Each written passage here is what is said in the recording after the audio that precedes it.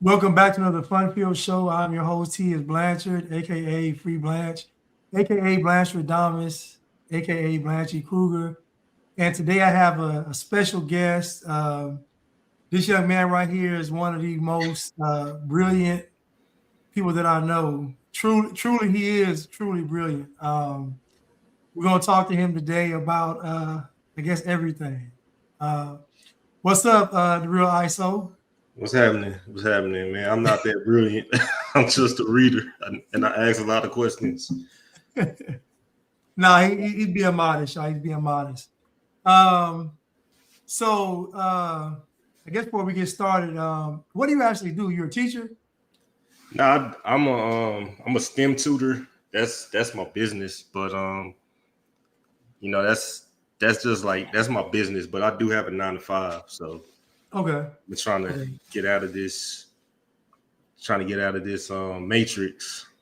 Because I mean, it is once you see stuff, you can't unsee it, and if Right. you try to cover your eyes, you're gonna die a death of despair. Right. So You that's can't put the toothpaste back in the tube. yeah, and that's the thing.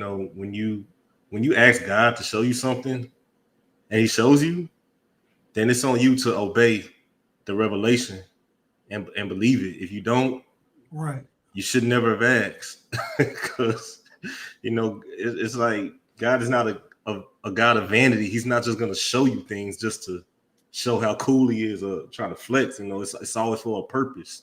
Right. To further your purpose and to further His purpose on the earth. And that's the struggle that a lot of I think that's a struggle that a lot of men have. But it is what it is. What do you think men struggle with? Purpose, identity?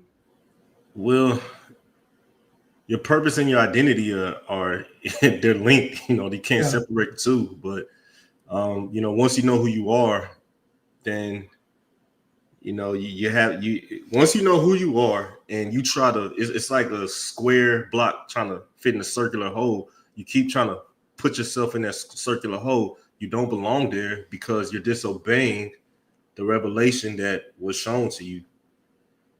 So a lot of men are depressed, a lot of men are downtrodden, a lot of men don't know what to do because they understand they don't belong. They're You spend 8 hours a day doing something that you hate or something that is not legal. So it's like, okay, so what's the recourse? Like, what do we do from here? So um it's not really a matter of purpose, but it's really just a matter of believing God, because like I said, if He shows you something, then He has to show you a way out. Right. Um, I talked with a friend of mine yesterday. He was telling me how in one, like maybe 3 years ago, he was suicidal, and it just shocked me because I never would have thought he would have felt that way. But he was telling me what was going on in his life, and I feel like every man gets to a point in their life where I'm not saying suicidal, but you get to a point in your life where you like, this is not making any sense. Something is missing. Something's not adding up. Like you get to a point where you want some kind of purpose and fulfillment. And I know me myself personally, I've been feeling that way for probably a few years now, but um, it was just shocking to hear him say that he felt that way and that he had to talk to one of our other friends, you know, I guess to get off the ledge, I guess, but he was just, I don't know. So when you talk about men, I've talked to a few men over the past month and a half, and you are right. A lot of men are struggling, not just saying struggling, just financially, but actually struggling internally, like just trying to figure out what does all this mean. A lot of it is linked to relationship with God. I would say all of it is linked to relationship with God. Yeah, that's In what it my all. opinion, it's identity. Like, who are you? That's the question that you're going to ask. Who am I? And then once you come at that question, arrive at that answer, then I feel like your purpose comes right after that, in my opinion. Yeah, but at the same time, you have to walk that path, and that's the hard part, because we were born into this system, and this system is all we've seen all our lives. So from the time we're children, they tell us go to school, which is the precursor to this nonsense. Go to school and then go to college. You get in debt. You get in so much debt, and then you get more stupid, and then you go out into the real world trying to rely on somebody else to provide for you. You know, basically you're selling your labor to somebody else. You're signing up to become what people call a wage servant. Yeah. You know, so when people talk about servitude and slavery, it's the exact servitude. A servant and a slave is the same thing. You know, right. A paid slave is an employee. So no, I mean seriously, I'm not trying to I'm not trying to say that for shock value, but that's what it is. So, you know, that entrepreneurial spirit has been beaten out of all of us. You know, that imagination we all have as children, yeah, you know, to see stuff and interact with it. You know, I remember my nephew, he came into my bedroom one time, and this was when he was 3 years old. He was picking up stuff, and he just said, "What is this?" And then he said, "What does it do?" And then he put it down, and he looked at something else. He's like, "What is this? What does it do?" You know, that's how we all are as children. We're trying to interact with the environment. Yeah. And, you know, when we become adults, we're just stuck. Yeah, and it's crazy you say that, because I noticed that you know, I've been you know, I had lost my way kind of with my you know, my endeavors as far as what I want to do outside of my current job. I mean, my current job now is really just used to fund my passions. You know, honestly, I don't even look at my job as nothing else but that. But I noticed that once I started getting back to, you know, applying myself, it's almost like everything's on opening up. And I get ideas every day. I don't know. I feel like nothing beats doing. And I feel like faith without works is dead. I feel like that doing is 99% of the battle, because most people have ideas, they have thoughts, but they don't do. They just think about it and they hope. I'm like, no, you got to do. Even if it fails, just do it. And that's what I've been doing, like just doing everything I can do. And then if it fails, so be it. If it doesn't, so be it. But that's what I found that works for me, is just doing. Even going to the gym, like, you know, even at, you know what's crazy? Even at my lowest point, I still went to the gym. Even when I was like nothing is going right, I still went to the gym. Like, you know, I never stopped going to the gym, and I realized that that's who I really am as a person, though. That's just my wiring and my makeup. I'm not really a quitter. That's just my makeup is, if all else fails, I'm gonna do something. I'm gonna go to the gym. And I was reading 10 pages of a book a night. So I was reading 10 pages of a book a night, and I was going to the gym with no motivation. So I thought back and I said, what do I do with some motivation? Which you don't really need motivation, but I'm just saying and speaking. Yeah.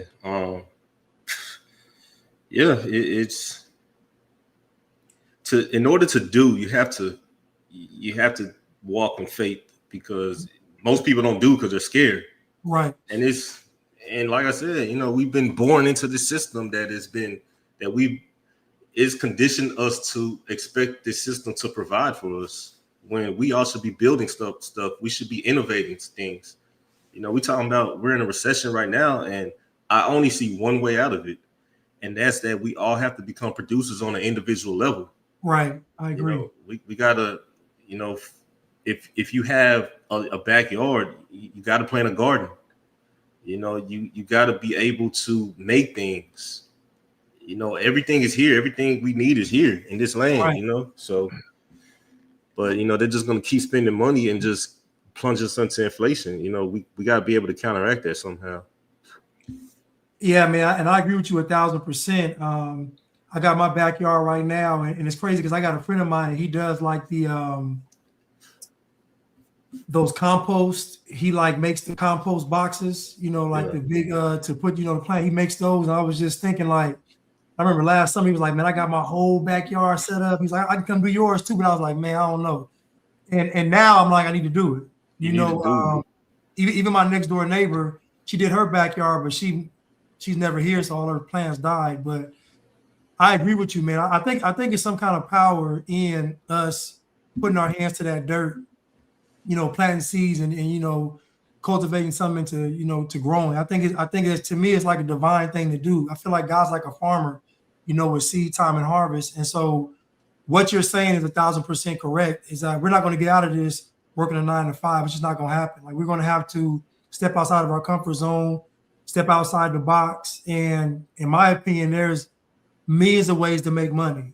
I read a book one time, and dude was like, every person on this earth has the capacity to at least make 80 million. I don't know why he picked 80 million, but I was just like, I read that, I was like, $80 million.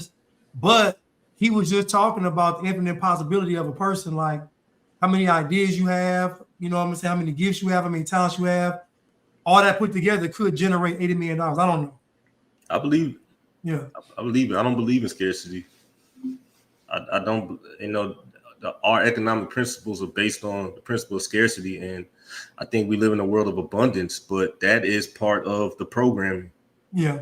That's why a lot of people hate capitalism, because they think that success is zero sum. That's not true. Right. People hate capitalism, but it's funny to me, people that hate capitalism, I guess they feel like folks are getting over.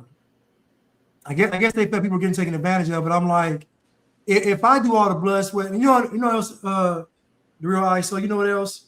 People don't realize how much goes into starting a business and that business becoming successful. Like people just see the end product and think they woke up one day and they had a corporation. I'm like, dude, do you know how much it takes to have a successful business where you can employ people? It takes a lot of sacrifice, a lot of failure, a lot of no's, a lot of going back to the drawing board. It's a lot. I'm saying, like, why should that person not be rewarded? You just want to show up and get a job. This person actually put their life on the line to build this company. I don't know. I just think they just never look at the whole picture. And that's a part of the programming, to be a selfish, wicked servant. So, you should see what some of the founding fathers wrote about slaves. People talk about, they were slave holders and they owned slaves. And you should see what they wrote about them. Benjamin Franklin said you can't build an economy on slavery. He said slaves are lazy. Slaves are going to look for shortcuts. They're always going to take the easy road. You got to watch them constantly. I told somebody, I said, why is it that black slaves in America were always portrayed as lazy? I said, they didn't do it with the Chinese. They didn't do it with the Native. They didn't do it with no other group. I said, why did they always portray slaves as lazy? I said, that like it doesn't really make any sense to do it if they were always working 20 hours a day. But I don't believe it. I believe they were lazy, like they're lazy now. I don't believe slaves were lazy, because you look at what they were doing when they got their freedom. Black men used to be the moral standard of America. Black men used to work with their hands, and they took pride in what they do. Yeah. But that whole Marxist paradigm, it just makes you apathetic to anything. I mean, it's really sick how, what we call black culture, we don't really know what black culture is, because what you name something about black culture and it's all Marxist. It's all based in Marxism. So we don't know what black culture really is. Well, that is what it is. That's exactly what it is. It's I'm talking about what it. I mean, as we know it now, but it's I don't know. I don't know. Well, I would say this. frankzanu. Oh yeah, I like Frank. Yeah. I forgot. I had that clip of him talking with the guys. Man, I want to play it, but I'm trying to find on YouTube. But frankzanu was trying to articulate that there really is no black culture, and what black people are calling black culture is honestly just nostalgia. It's just things that have happened throughout the past, whether it be through cinema, whether it be through events. It's just reminiscing on like something like jumping the broom. soul food. I don't know, Big Mama. All things that, except for jumping the broom, soul food will actually kill you. Right. You know, Big Mama was big because she ate soul food. you know, I'm just like, so all of this stuff though is just like nostalgia. You know, obviously all the cult classic movies are part of Black culture. And I tell Black folks, you think about your culture, what would it be absent of this, what we call America, this Hollywood, absent of the education system, absent of everything? What would your culture actually be? There wouldn't be a culture. It would be American culture. It would have been mainstream. Mainstream It would American have been, culture, yeah, right? it would have been just assimilated into the mainstream culture, like, you know, the normal progression goes when people come into other lands. Everybody assimilates into the dominant culture. I'm gonna try to find this clip, man, because you know I love frankzanu too, man. He's And behaving. and I like him because he actually puts things in perspective. Because you know what he said, he was saying that African countries have no culture neither, and that's true. Right. Because if you know the Berlin Conference in the late 1800s, a bunch of European countries that got together and you know they decided, okay, how are we gonna colonize Africa? So you know they drew borders around areas and they put peoples together that normally don't go together, and you know that's why you have all this tribal gang banging now. You know you have it over there, but you know one thing people fail to understand is you can only build a nation or a household. A household has to come together under a common principle. And without that, you don't have a household, you don't have a nation. A nation is just a macrocosm of a household. So, you know, it's like if, you know, I was telling this girl the other day, she was talking about, oh, this is supposed to be a melting pot and blah, blah, blah, blah, you know, all that nonsense that they taught us. And I'm just like, no, it's not supposed to be that. I said, if your parents adopt me, I have to conform to the standard of your household. Right. If I do not, we are constantly going to be clashing because that's just the nature of human beings. Somebody's going to always go for power. There's always going to be a power struggle. So in order for that struggle not to be there, the person that comes in, I have to conform to the identity of the people holding the house. You know, so, you know, when it comes to these African nations, they have no unifying principles. None. Zero. And well, and I think a part of the programming too, ISO, is this whole thing of unity. This notion of we got to unify. I'm like, who is unified? But that's what I'm saying. Unified behind what? That's what I'm Under saying. what Like, principle? Under blackness? that's what I'm saying. Like, but when we talk about white people stick together, I'm like, white people come together under common goals. They're not just sitting there. They're not unified. They're not unifying under whiteness. I'm like, they just see that if we live in a neighborhood, we're not going to tear it up. Y'all calling that unity. I'm like, black people, what do y'all want to, like you say, unify under? Again, blackness. And unify and do what? Come together and do what? All I hear is black folks saying, let's come together. And then the next phrase is take over something. So let's come together and run that shit down. That's what Negroes do. You know, do you know what unified Europe? what? The gospel. All those nations, in fact, the West, what we call the West, you know, which is basically Europe and all that, it used to be called Christendom. So the gospel of Jesus Christ is what these quote unquote white folks unified under and built empires. So Under the gospel. So your recommendation is that black folks unify under the gospel. That's they can't, because you know for what black is antithetical to the gospel. Right. I mean, right. the whole black identity, what we know about it, and people gonna call me whatever, but it is what it is. You look at the most staunchly pro-black people, they're always anti-God, they're always anti-Christ. They always say, "Oh well, you know, we were building spaceships in Egypt, and then the white man's God came through, and you know, just all that nonsense." And you know, so for me, for me, I mean, like my thing is just, you know, when I post on social media, you know, or just anytime I'm speaking, I'm trying to speak to the body of Christ, because I got off that black ship a long time ago because I was constantly frustrated. We have a comment here from Figgy. America is the only country in the world that has black culture. Every other melanated person in the world still has their culture and is not called black. It's Caribbean or African or West Indian. You agree with that? Such thing as no, I don't agree with. There's no such thing as African culture. Like that's what we just said. We just spoke on that for 5 minutes. Like, and all this, you know, Caribbean and West Indian, you could all find, you know, figments of that in these West African countries.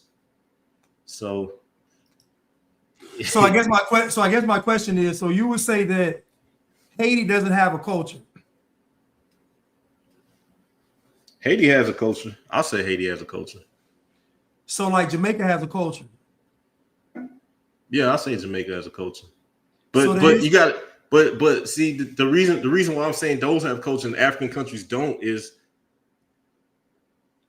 though, if you talk to, I never heard a Jamaican. Okay, hold on, time out. I get what you're saying. You're saying Caribbeans have a culture, but not the Africans. Those African, when we say Africans, Africa is a continent that people get this misconstrued all the time. Like, you know, you take these African countries and they have so many tribes, so many dialects, you know, so many belief systems. When we talk about African spirituality, there's millions of belief systems. They have different, you know, different tongues. You know, in Jamaica, even within the same country. Yes, and that's what I'm saying. Like Jamaica, at least Jamaicans, they all speak broken Jamaican gibberish. I can't understand it, but you know, they all know what they're talking about. They all speaking patois, speaking whatever it is. But I never seen a Jamaican be like, "Oh, I'm of this tribe, I'm of that tribe." I've never seen it. Okay. Oh, I get what you're saying. So I guess so would you say that the African tribes in these African countries have their own culture? Yeah, they have their own customs, they have their own beliefs, you know, they have their own ways of doing things. These groups of people. But as far as these countries don't have a culture. You can only have a country if you have a unifying principle. I got what you're saying. I'm gonna play this clip. I found a 5-minute clip.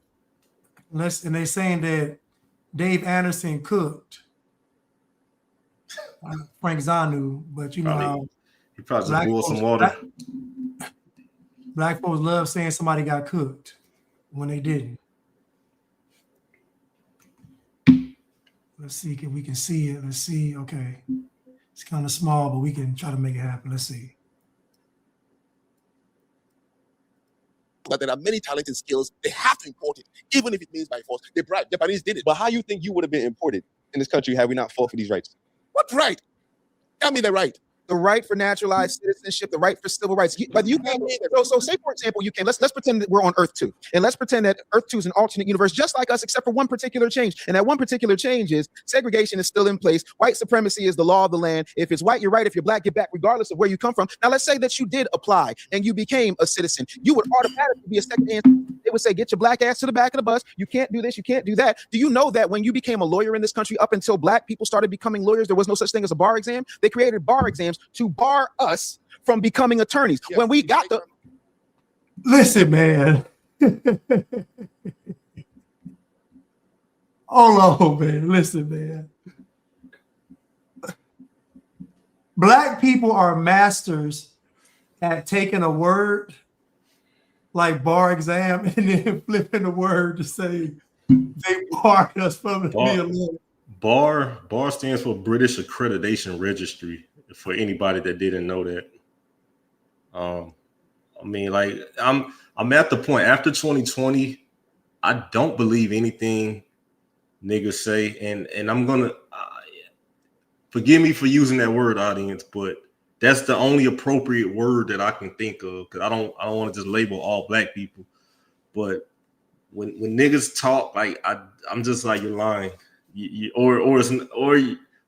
out of your line and you don't know what you're talking about. Yeah, it's one of the two. It's probably sometimes it's both.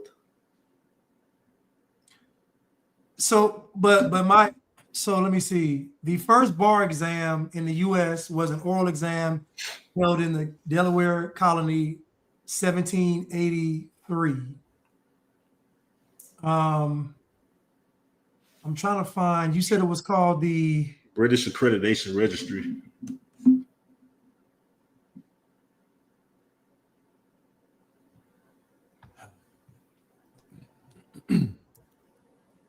British Accreditation. Here he goes right here. The British Accreditation Registrar. Let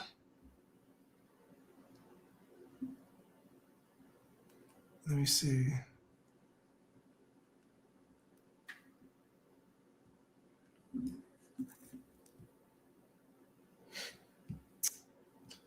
Let's see, bar exam. Hold on, let me just verify that.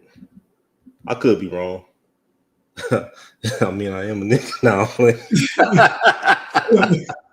Now you were just calling the pot. You called the kettle black. Now they says, for instance, one false hypothesis is that the bar is an acronym for the British Accredited Registry. Those who mistakenly believe this theory think that all U.S. attorneys have secretly pledged their allegiance to Britain. No matter where this theory began, it is completely false. Okay, let's see. Bar exam acronym. The bar refers to participation in court, legal. Okay. Separating public from lawyers. If you pass the bar, joining the bar, it says. What does the bar stand for? All right, let's see. One of the most pervasive urban legends, the origin of the term of the bar. The bar, it says one of the most common myths. Okay, all right, well, I was wrong. See, there you go. See, hey, I'm not above reproach. One of the most common myths about the bar is the acronym British Accredited Registry. Some people who believe this myth say that all lawyers or members of the bar are actually registered to the British attorneys. The verdict false. The bar literally just means that. It refers to a railing that separates working area of the court, including the tables. Beyond the bar is speculatory's gallery. Okay, well, hey, I was wrong. You were wrong, but not all the way wrong, though. So I'm gonna tell you why. Why's that? Why is it called the bar? Is the bar an abbreviation? In Britain, legal professionals were known as barristers. They were summoned to the bar to advocate for the interests of their clients during legal proceedings. In modern times, the bar is an association of lawyers who are licensed to practice. This is very similar to the term bench, which is associated with judges. Lawyers who pass the bar exam are licensed to practice within their particular jurisdictions. Going to law school is not sufficient for becoming a licensed attorney or bar member. So the actual bar does come from, Britain, though. Yeah, but I'm not gonna take credit for that though, because it's not. I didn't even though it's from Britain, Yeah. but that's you see what I'm saying? That's still not right information. Yeah, so it wasn't right. It wasn't right. Yeah, so I'm not gonna take credit for that. But also, I want to know if what Dave Anderson said was correct, that the bar exam was created to keep black folks from becoming lawyers. Now that's okay, but it was you said it was in 17 what? 1783. Okay, I thought black folks couldn't read in 1783. Like how they gonna become lawyers? Like that don't make no sense. That don't make no sense. He's talking about this. And they were enslaved, right? Allegedly, I don't know if I believe like slavery. Okay, well, according to his narrative, like I said, allegedly. Okay, so according to his narrative, they were slaves. So why would they create a bar exam so slaves couldn't be lawyers? Because that's basically what he's saying, that they created the bar exam in 1783 so that black people couldn't be lawyers, but they were slaves at that time, or indentured servants, or whatever they were, whatever. Or is he admitting that there were free black folks walking around trying to be lawyers? Well, I don't know. Like I said, I still stand by what I said though. Niggas be lying. Niggas don't be knowing what I'm talking about, as I just proved. So let's continue. Let's continue. When we got the right to vote, they started creating things called grandfather clauses and poll taxes in order to keep us from exercising those rights. You understand that to be a fact, correct? I don't know. Okay, but trust me, the comment section will tell you that that's a fact. Okay. Civil rights. I like that. I like that he just said, I don't know, because it's pointless in trying to, trade jabs with somebody and you don't know if they really have standing. So that's I'm glad he said that. I like the way he said it, because he said it with a tone of, I don't believe you. So yeah, I don't know. I don't believe you though. Yeah. All right. Started off as a black liberation movement, and then COINTELPRO did its thing and gave us civil Okay, rights. so back to you. No, The right I'm enjoying. Hold on. So, I was in the middle of telling you the rights you're enjoying. Okay. Civil rights gave you the opportunity to be here, take that $148,000 scholarship, and sit in a classroom amongst all Americans and make that happen. You have to show me where that does not happen. If it is exclusive to the United States, please. No, that is not exclusive to the United States. You're straw manning the argument. Many places before were black people getting burned and brutally killed over those places. No. Were they black people shipped over there, burnt, killed, destroyed, and abolished every opportunity they had? Was that happening in those other places first? You talking about these other places? Yeah. The American experience is unique. Yeah, It's extremely. You know what's funny? What I find hilarious is that notice how they just shift the conversation to, were they coming and being brutalized and being burnt and being, I'm just like, dude, nobody is paying for somebody to work for them and then killing them. That is the dumbest, that is the dumbest thing we could, like, why would I spend all this money to buy a slave, to get them over here, to brutalize them and kill them, and then who's going to tend to the crops? Who's going to be the blacksmith? Who's going to be the farmer? Who? This is crazy. Yeah, and that's the thing. Like when I look at history, I try to look at it in the scope of being a human, because everybody moves according to their desires or the things that they want. So if I go out and purchase a worker, I'm not going to maim him so he can't work. Like that. I mean, I just that's an empty investment. And also even the narrative of what slaves went through on a ship. And I did a video on this. I was like, imagine you got all these slaves on a ship for almost 3 months. We're not going to factor in how they gave them water. We don't know how they had that water. We don't know, but apparently they had water. So we don't know how they had water. But imagine somebody getting off of a ship. You paid your money. You paid for 6 slaves. They get off the ship and they're sick and they're malnourished. Are you going to want your money back? I would. Like think about, they get off the ship. They're malnourished. They're sickly. They're weak. You see them, and then when you get them back to the plantation, you have to nurse them back to health. Like it doesn't make any sense. Like the whole, it does not make any sense. But I think also we fail to take into the account, what if some of these Africans wanted to come over here? Because see, here's the thing about Christianity, or whatever we want to call it. I know a lot of people hate that term. If Christianity is presented in its purest form, it's appealing, to say that you get to live in the presence of God, you get to be one of God's chosen, you're in God's kingdom, you're free, you don't have to labor for righteousness, whereas in other cultures, in some of these cultures that some of these people were coming from, they were sacrificing. Yeah, they you were gotta work. Yeah, no, they were killing people Right. as as sacrifices to their gods. They were killing people so they can have God's protection on them.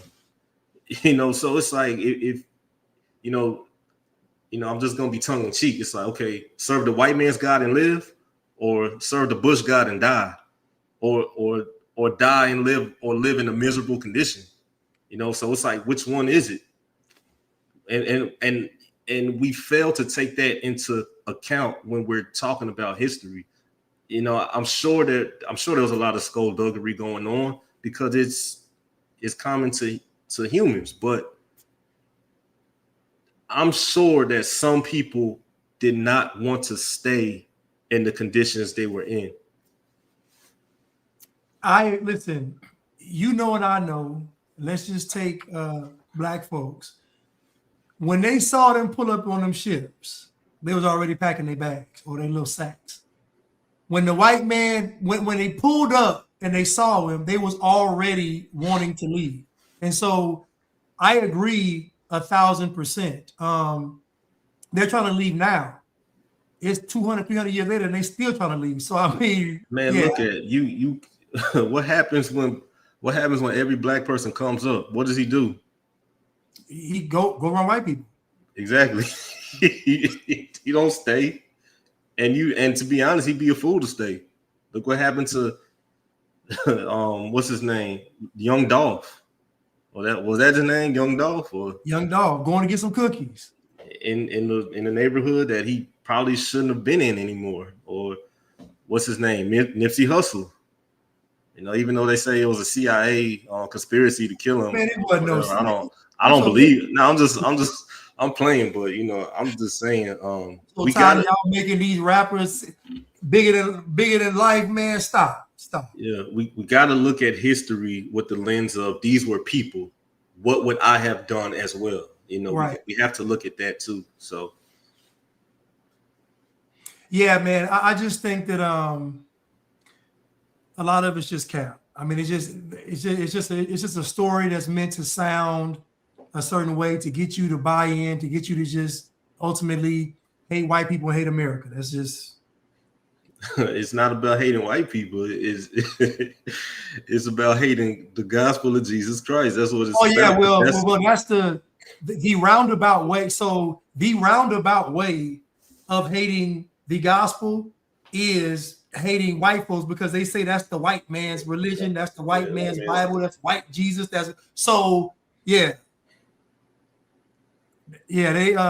the gospel is not either. Listen, Good Times making Jesus black. That was the Ned the wino. Ned, imagine that they made a wino Jesus, and black folks went crazy. Well, I believe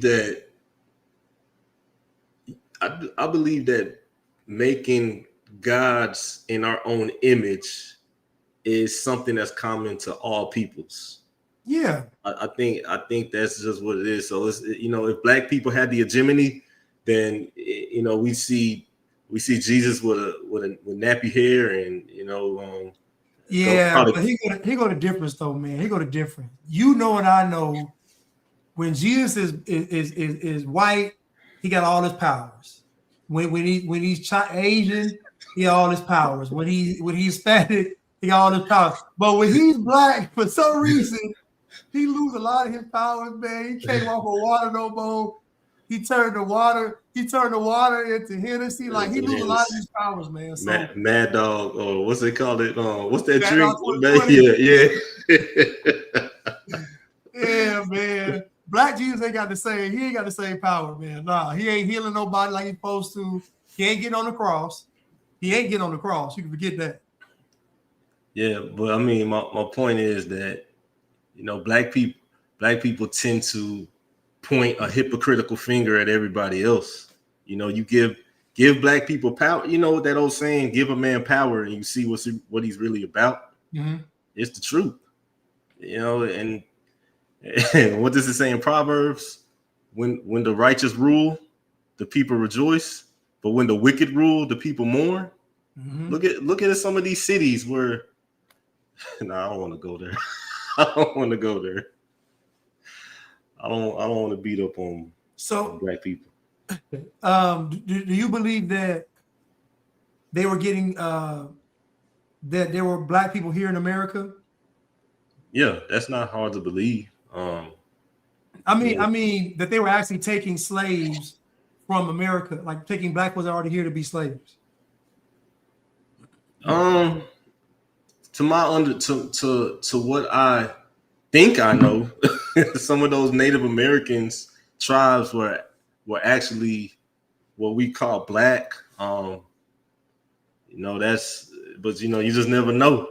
You never know. So, but I don't think that's too far-fetched to believe that there were black people here and some of them were being taken as slaves, but remember, have you ever read some of the accounts of what they found in these Native American lands about the bones of children and people on these shrines and all that? Have you ever read about all that? No. I mean, they were doing sacrifices too.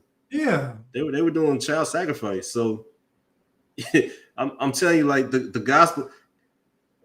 I remember when I graduated from high school, the Primerica people came and they did their presentation and they were like, "Oh yeah, you get an interest bearing account and it yields from 9 to 12% interest, every period." And I'm thinking 9 to 12%. Yes, that's what they would say. And I'm just like, I'm thinking like, this should sell itself. Like my savings account don't even yield 0.5% of interest. That's what I'm saying. 9 to 12%. And you talking about I get 9 to 12% on my principal. I'm like, that should sell itself. And the same thing with the gospel. If you present the gospel the way it is, it will sell itself. Right. So I would say this, right? I would say that to me, it's more economically feasible to grab slaves that were here versus investing all of that money to go get some slaves and then have them come back malnourished.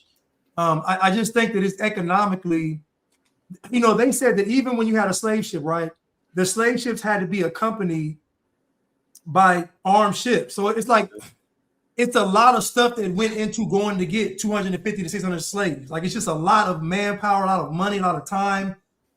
I just can't see it. It just don't make any sense to me. It just don't make any sense. Well, hey, what we were saying before, like, Marxism and black culture, like, I don't think black people understand economics. I just don't, and if black people understood economics, then we wouldn't be saying stuff like the black community, and we wouldn't be. No, I'm serious, because every time we talk about the black community, what is the connotation? Oh, it's poor. It's food deserts. It's oppressed. The people are unhealthy.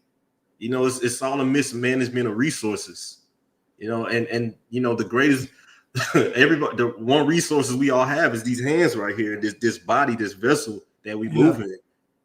That's a resource, but a lot of people don't know how to manage that. You go out here, you start having kids here, and here. You start spreading seeds in different soils. And then you get a job, and then they take all your money. I mean, that's bad economics, but that's on you. Yeah, man. I just BP said Norman Lear was behind Good Times, so that made sense. Small hats don't believe in Jesus.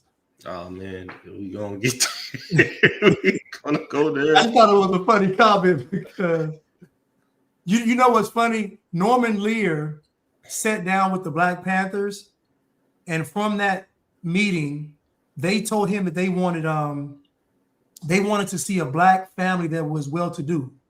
That's why he created the Jeffersons. And it's just funny to me that the Black Panthers, who were so militant, wanted to see a black family that they would probably call sellouts on TV with money. It's just, I don't understand. It's just crazy. Well, they called, people had a problem with the Cosby Show because it showed black people doing well. It showed a doctor and a lawyer. So, people had a problem with that. But, You know, it's like when black people convey their narrative to the masses, it's a negative narrative. It is. And you know, people have to be self-aware enough to be like, if I want you to buy what I'm selling, it has to be something that's appealing. And you know, nobody wants to be poor. Nobody wants to be I mean, maybe when we were younger, but like, I'm a grown man. I don't want to be a gangster. I don't want to be hard. You know, I like smiling. I like, you know, like when people say, oh, you're friendly. Well, I'm a friendly guy. I like being friendly. How about that? You know, I like to laugh. I like to tell jokes. You know, so nobody wants to be hard all the time. Like, that's not appealing. So people have to be aware of what they're conveying to the masses. And I just don't think. Would you say that black people have poor branding? Poor branding and poor marketing? The marketing is excellent because it spreads all over the globe. globe. Yeah. But the branding is horrible. It's a bad brand. You know, it's a brand made in sweatshops and with slave labor and the, you know, blood money and all that. So, you know, the people that are marketing, you know, that kind of culture that breeds pretty much death. I mean, it's not a good brand. I'll say that. Okay, let's see if David Anderson cooked.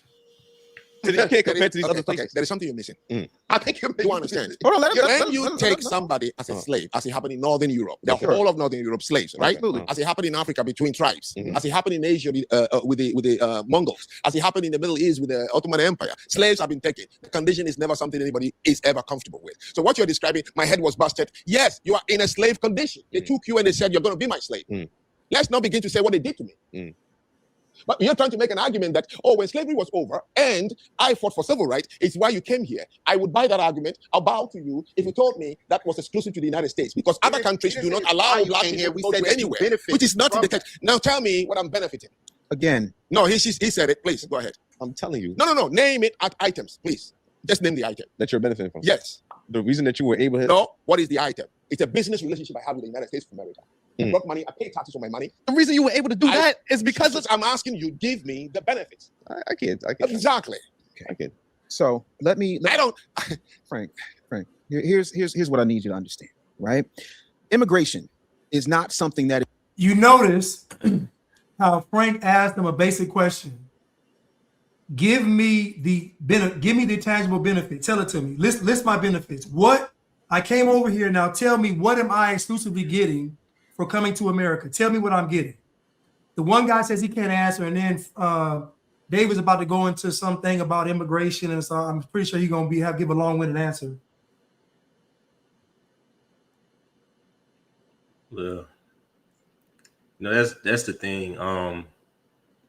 It's a circular argument. You always come back to oppression. You always come back to, we were oppressed, we were beaten up, we were slaves, and all that. And you know, so I don't have this discussion anymore because it's an exercise in futility.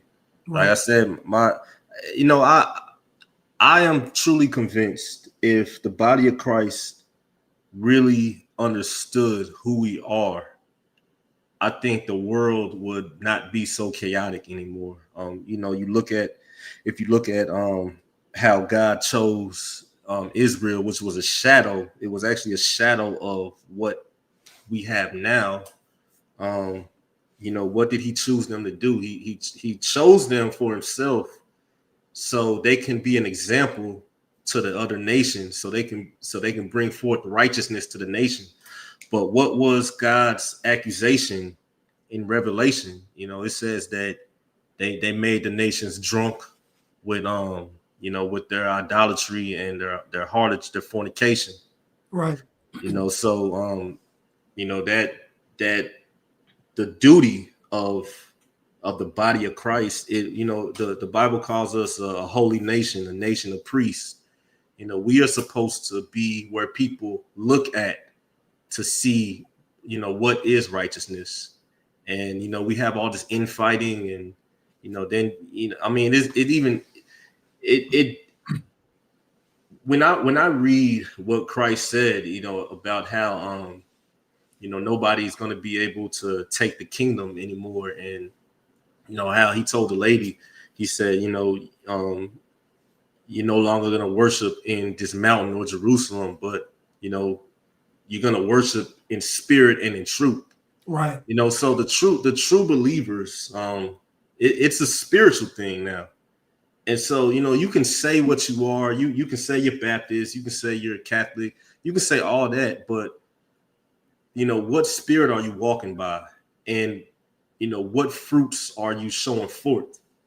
That's really what it's all about. And we just as a nation, like God said, we're going to be a nation of priests. I just don't believe that we really understand our role and our purpose in this world.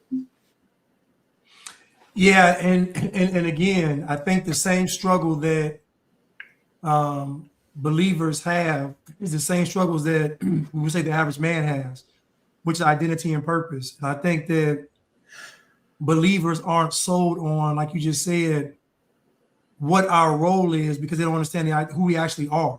And what you said is very powerful. And to me, that is the biggest problem, is most people are looking at themselves as quote unquote Christians.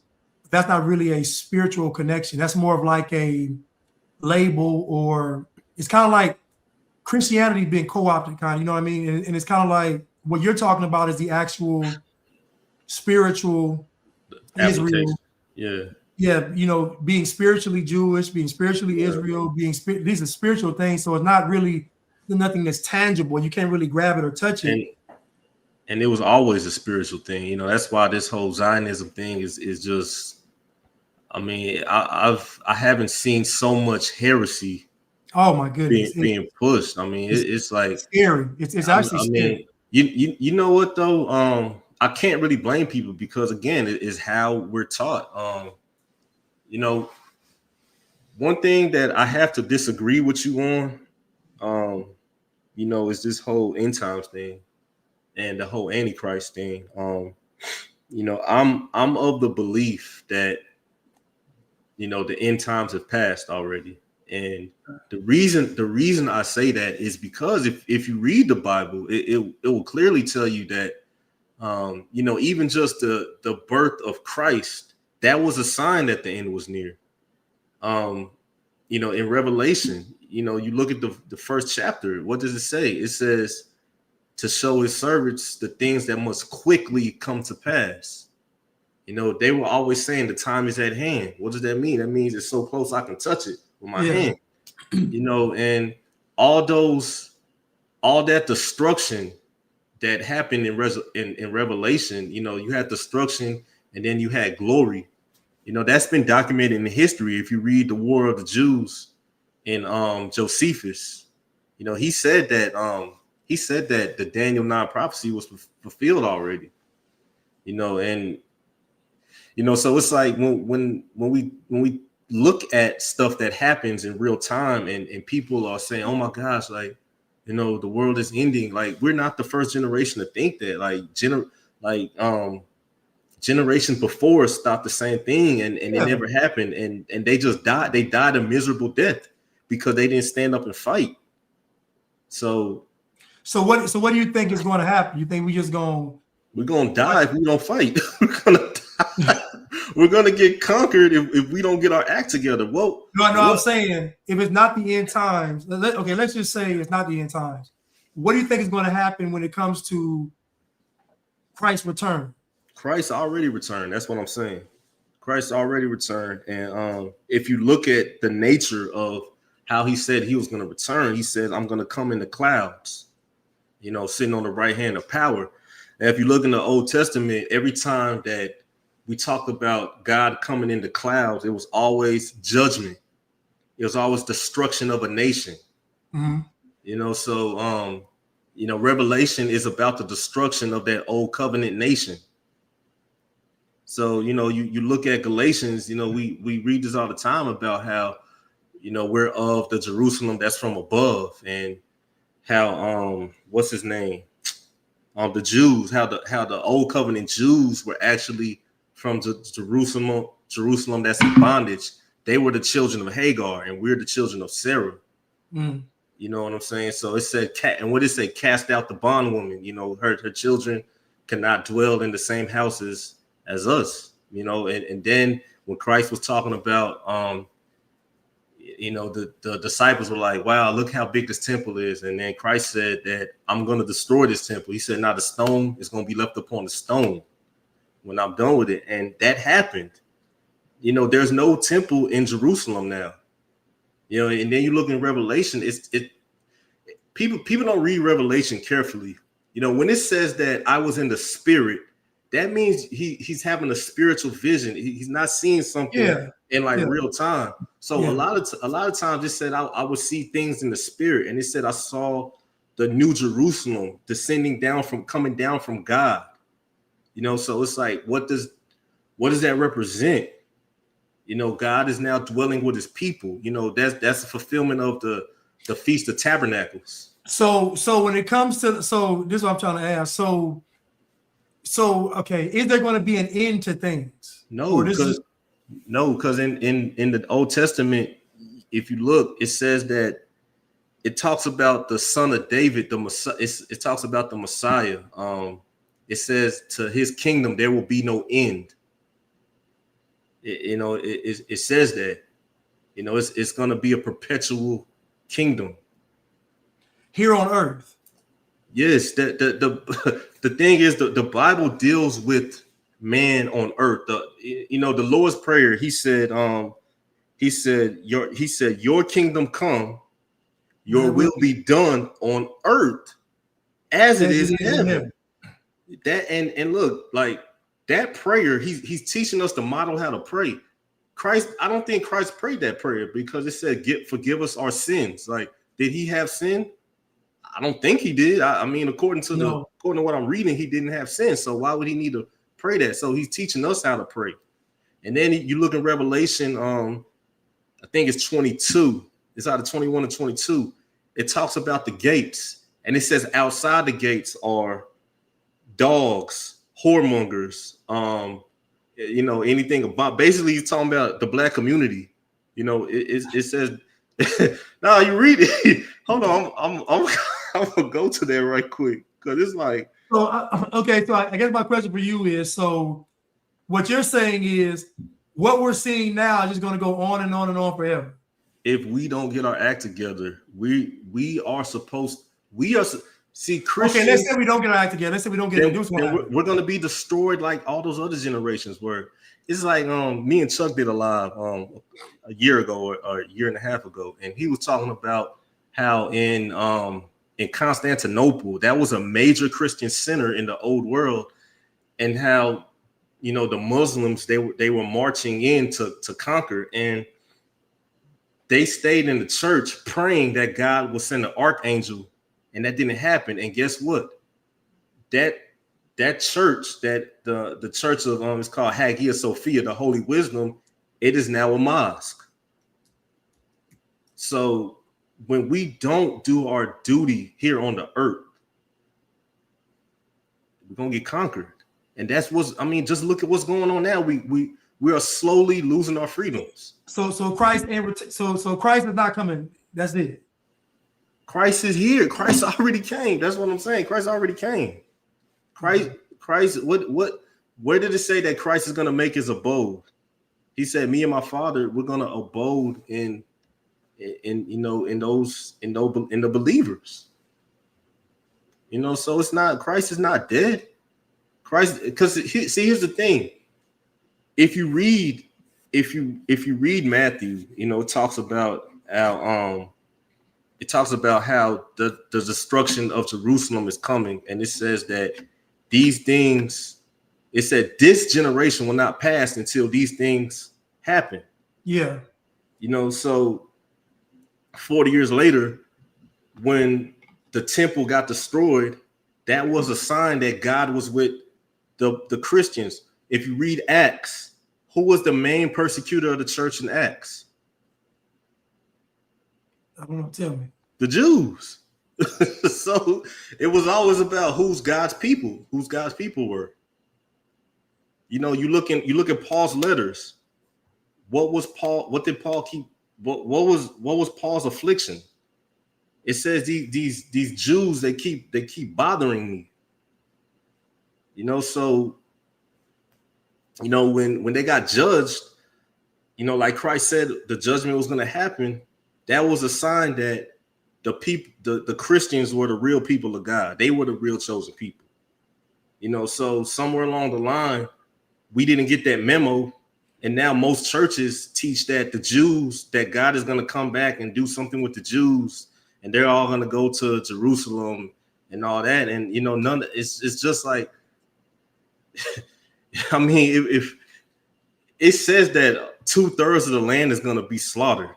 So it's like we're ushering all these Jews into Israel so 2/3 of them can die. Like, come on. Like, there's implications to the things that we believe. Well, I will say this, that these evangelicals and / Zionists, they want to rush the end times. They want to provoke a returning of Christ. Because what you're saying is like, you're like the 0.1% of Christians that believe that Christ is not going to return. I didn't I didn't say that. I said he already returned and he's here with us. He dwells in us. Okay, so when it talks about the 144,000 being gathered around Christ, that happened. That it already happened. You know, it talks about a remnant being saved, right? Who were the first Christians that got saved, that received the Spirit? Who were they? They were Jews. So it talks about it talks about that's why Paul said all of Israel shall be saved.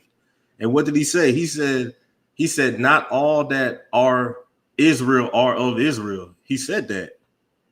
You know, so God, okay, I mean, the Bible pretty much tells the same story over and over. You know, you look at what was the first judgment? The flood, right? Yeah. The flood happened. You know, God saved the remnant, right? Yeah. And then Sodom and Gomorrah was judged, right? Yes. Did God not save a remnant? Yes. Okay. Then when Nebuchadnezzar came and destroyed Solomon's temple, did God not leave a remnant? Yeah. Yes. All the time, God always left the remnant. And what was the remnant? Those remnant are those righteous people that believed in God. God, you know, that's the whole beauty of, you know, our God. He's a God of salvation. He'll save his people out of these, you know, these catastrophic events when we obey. So I got a quick question. So let's just say we get our act together. Mm-hmm. So then people just die and go to heaven or go to hell, and that's it. It just keeps going on and on and on. What do you mean? Okay, like, so if Christ is not coming, okay, you said Christ is here, but if Christ is not coming, like with the sword and the sword is the word of God.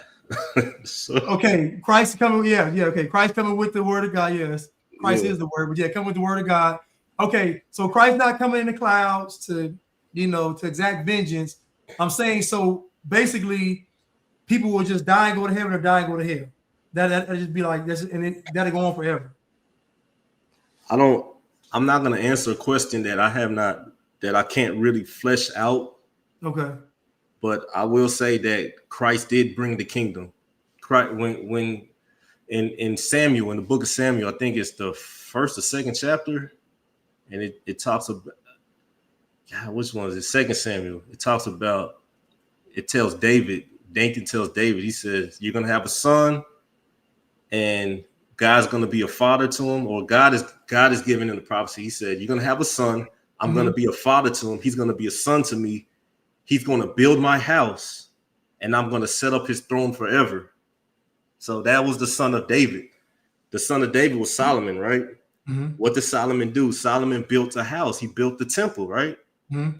All right. Now, but what is Jesus also called? Jesus is called the son of David, right? You read in Matthew first. Yeah.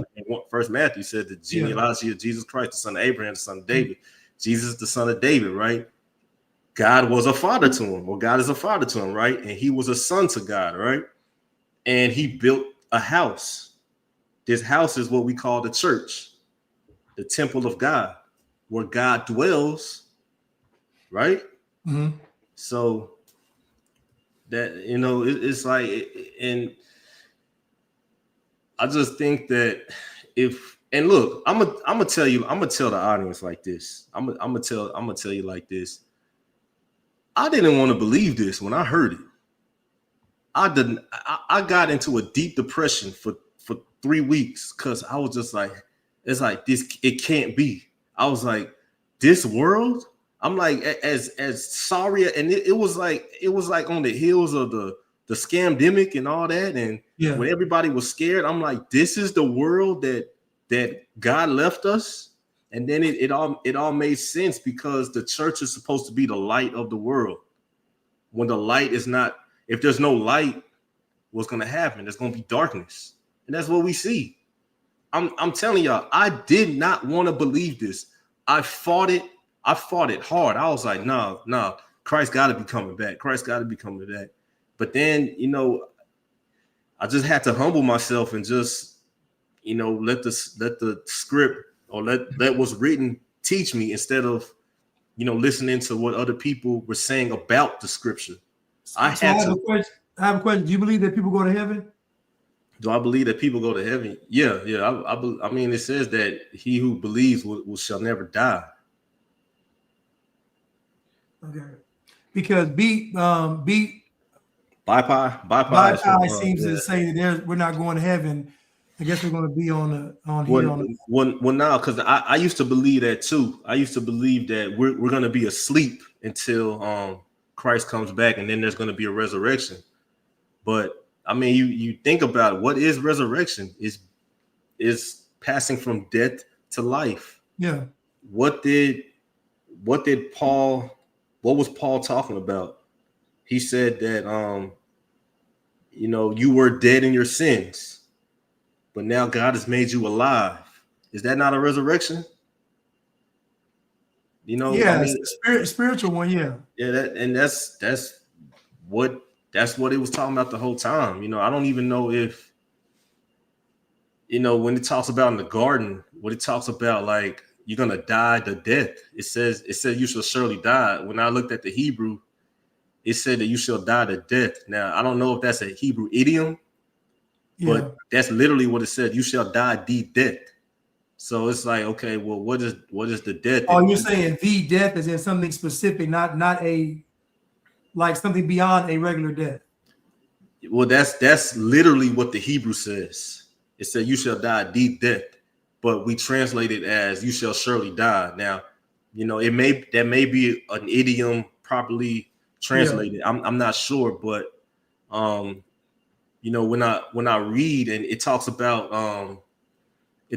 in Ezekiel, the valley of dry bones, when they had no water, and he said, okay, prophesy, and then he speaks the word, and then they start coming alive, and then God says, this is the house of Israel, and they're dead. They don't have the word of God.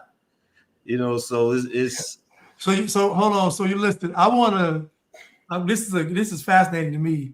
I want to bring you back on to talk about this specific thing, because folks in the chat are like, yeah, this is gonna be good. But I just want to get back to this frankzanu real quick. Let's get back to the niggasry.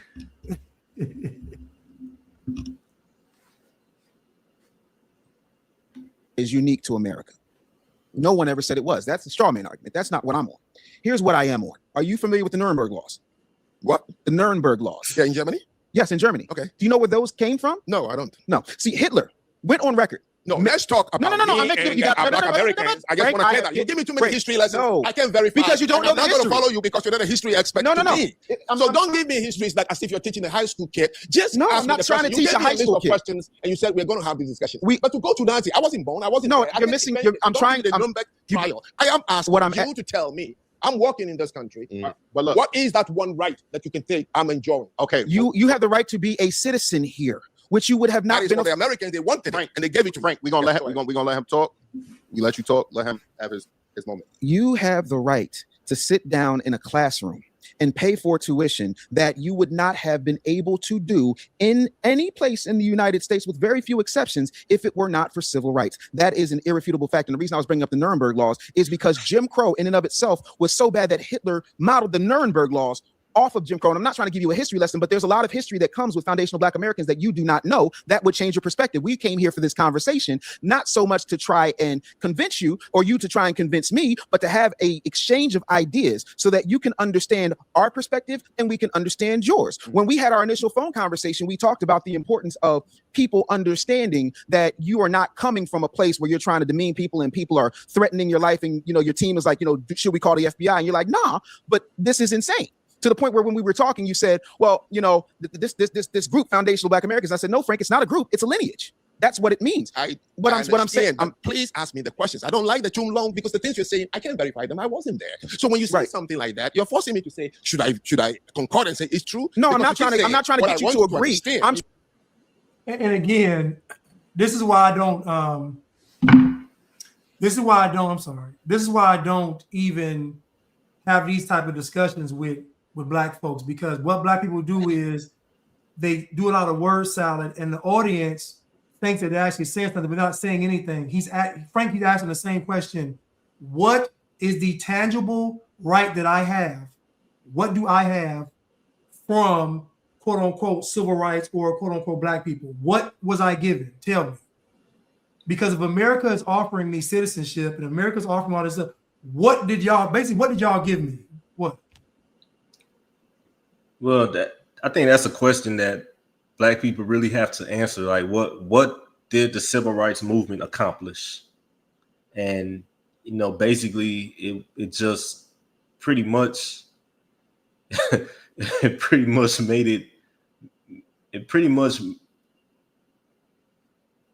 legitimized all this nonsense that we have now and if you look at every single group that wants to be heard, they always say they always side with Black people, because they say, oh, well, Black people were oppressed too. Like, you're trying to oppress us. I remember a couple years ago, people used to say gay is the new Black. And that's back when I was like pro-Black. So it used to like infuriate me. Like, I don't care no more. But because a lot of gay Black people defend gay people. So that used to infuriate me, but that's pretty much what the civil rights movement did. I looked at the Constitution one time, and I on an Adobe document, and I put Control F, and I put white in there. I didn't see the word white. I put Black. I didn't see the word Black. I put Negro. I didn't see the word Negro. I put race. I didn't see the word race. Okay, so what did the civil rights movement actually do, to advance the people of the United States? It basically took away freedoms. Like, I see people going at Chad talking about, so are you saying that people should have the right to discriminate? Yes, absolutely. We discriminate every day. I don't talk to chicks that are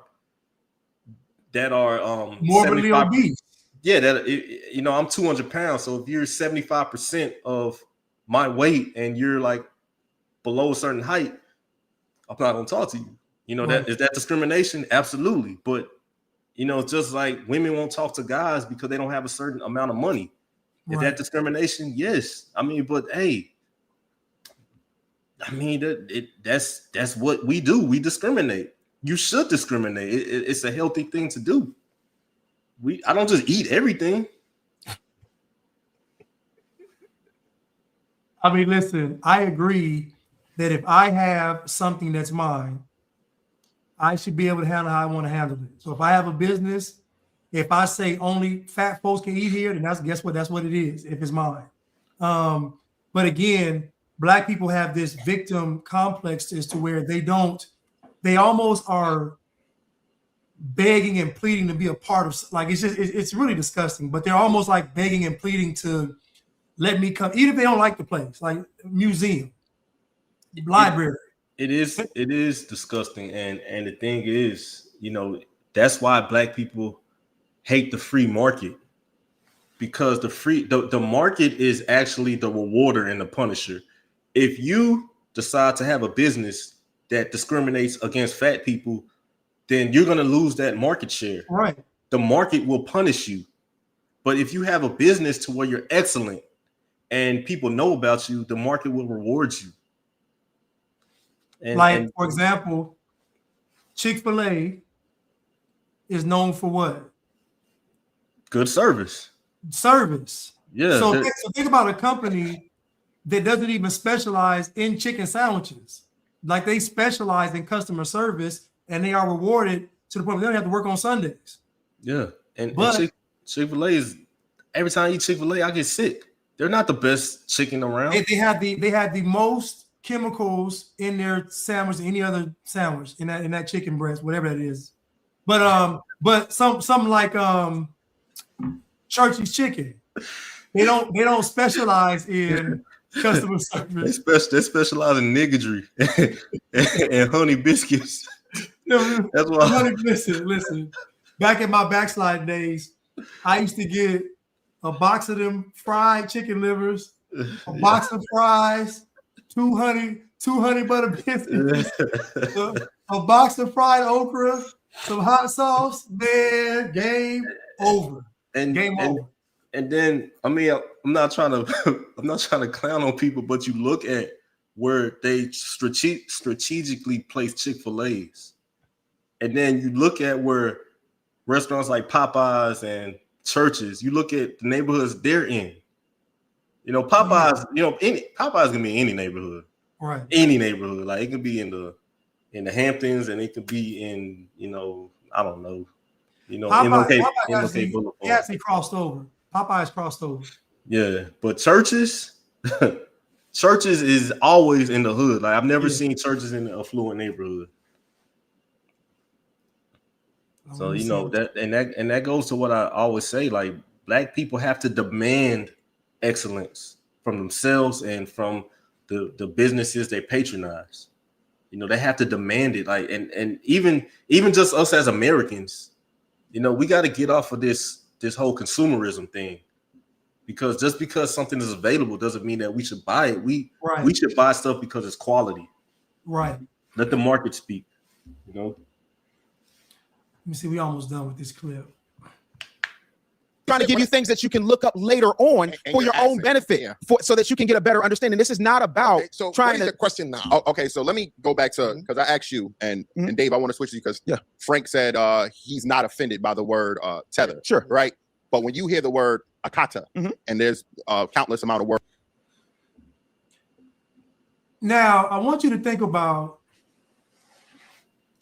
frankzanu's not offended by tether, but obviously Black ones are offended by akata, the cotton picker, which is dumb because none of y'all pick cotton. Akata don't mean cotton picker. What does it mean? It means a lost cat. That's the literal meaning of it. It just well, that's crazy because on the movie Sugar Hill, the dude said akata and he said that mean cotton picker. Nah, it don't mean cotton picker. It means I'm so disgusted. Ask your boy Dynas. Ask your boy Dynas. Akata just means that you're a stranger, you're not from here. Well, we don't know where you're from. That's all it means. I'm telling you, like, okay, this what it says. You're right. Are you looking up an Urban Dictionary? No. It says the word is generally considered a divisive slur that others, Black Africans, with meaning sometimes extended to uncultured individuals. Family members who live abroad. It was referencing a wildcat. Another is so the cotton picker reference is actually disputed. It's not actually, it doesn't mean cotton picker. It means either wildcat, uncultured individual, somebody that's abroad.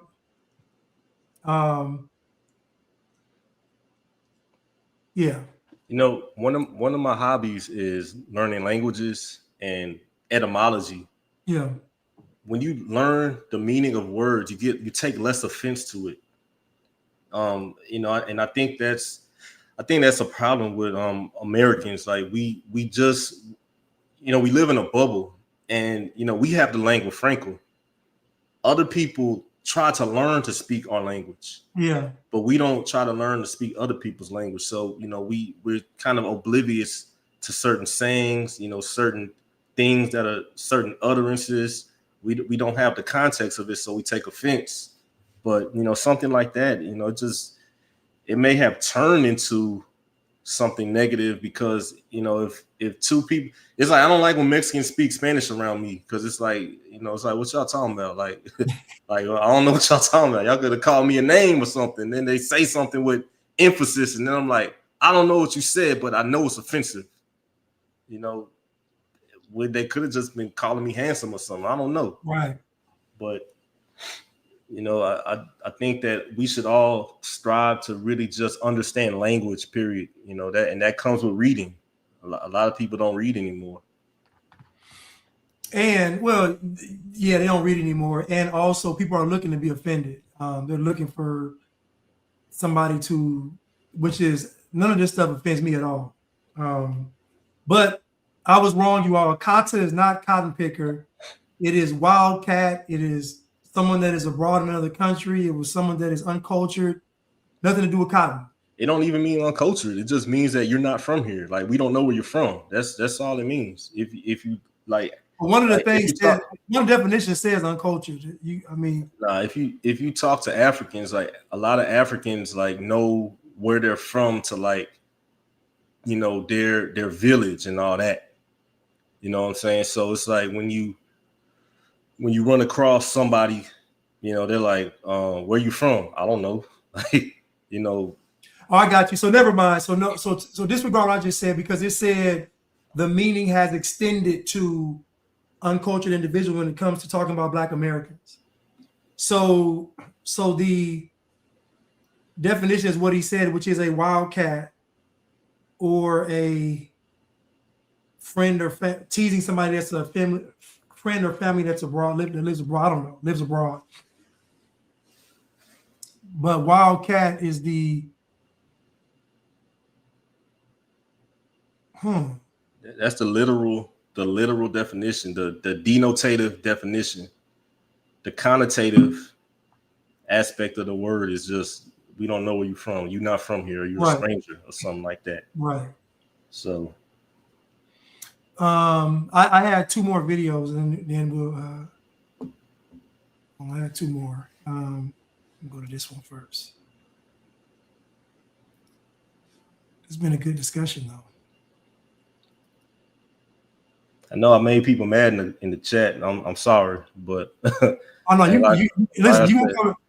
gonna come back on and get the smoke. Like I said, I came to, I've had a journey, and it wasn't always the smoothest. Like, believe that. I went to the same schools y'all went to. I believe the same things everybody else believed, but for some reason I just was more curious than everybody else. Well, I told y'all he's a brilliant young man, very intelligent. Let me see. I would trust a Muslim with my life before any Christian of any race. And you want to know why? Please educate me. Muslims didn't put my ancestors in chains. Are you sure? Man. You sure about that? And dragged them from Africa across the Atlantic. Do you realize how wrong? Do you know that Black people are they're this wrong about most things? Like about most things, they're actually this wrong, literally. But I'm gonna keep going. Yeah. Hold on. I'm gonna let you. They would have killed him. Oh, it ain't even no question. They would have killed him. He's useless. He's an abomination to them. So they would have killed him. And brought us to the Americas to be enslaved. Really hate to break this to you, but Muslims enslaved more African people than any other religions combined. It has a name. The Arab-Muslim slave trade, also known as trans-Saharan or Eastern slave trade, lasted over 1300 years, from the 7th century till the 20th or even early 21st century in some regions. 18 million of African people were enslaved by Muslims. 18 million. Guess what else they did? They enslaved my people. 10 million Slavic people were sold into slavery by Vikings and Muslims. 10 million. Where do you think word slave is coming from? Slave, Slavic people. I think we are much safer with Christians, to be honest with you. God bless this blonde-haired, blue-eyed angel for having the courage to stand up to these. Just stand up to these niggers, man. Yeah, I'm telling you, like it's the ignorance that people are just so comfortable with. I mean, it's really just it's really why we should not. We need to contract the franchise. Like we need to take away voting rights from everybody. Like we need to, like this universal franchise. We need to abolish it like ASAP, because these are the kind of people that vote.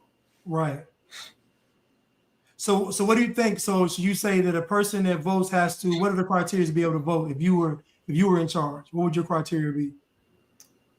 You would have to.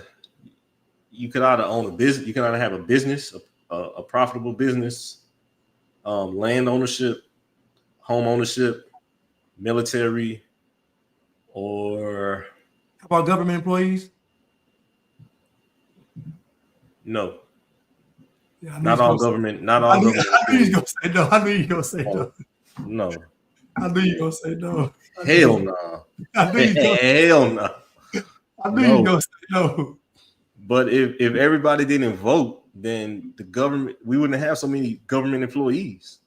True. So, oh yeah, and sorry, ladies, but you wouldn't be able to vote. Women. Period. You said nah. Period. Yeah. Period. So hold on. So if a woman owned land, house, no. Military, no.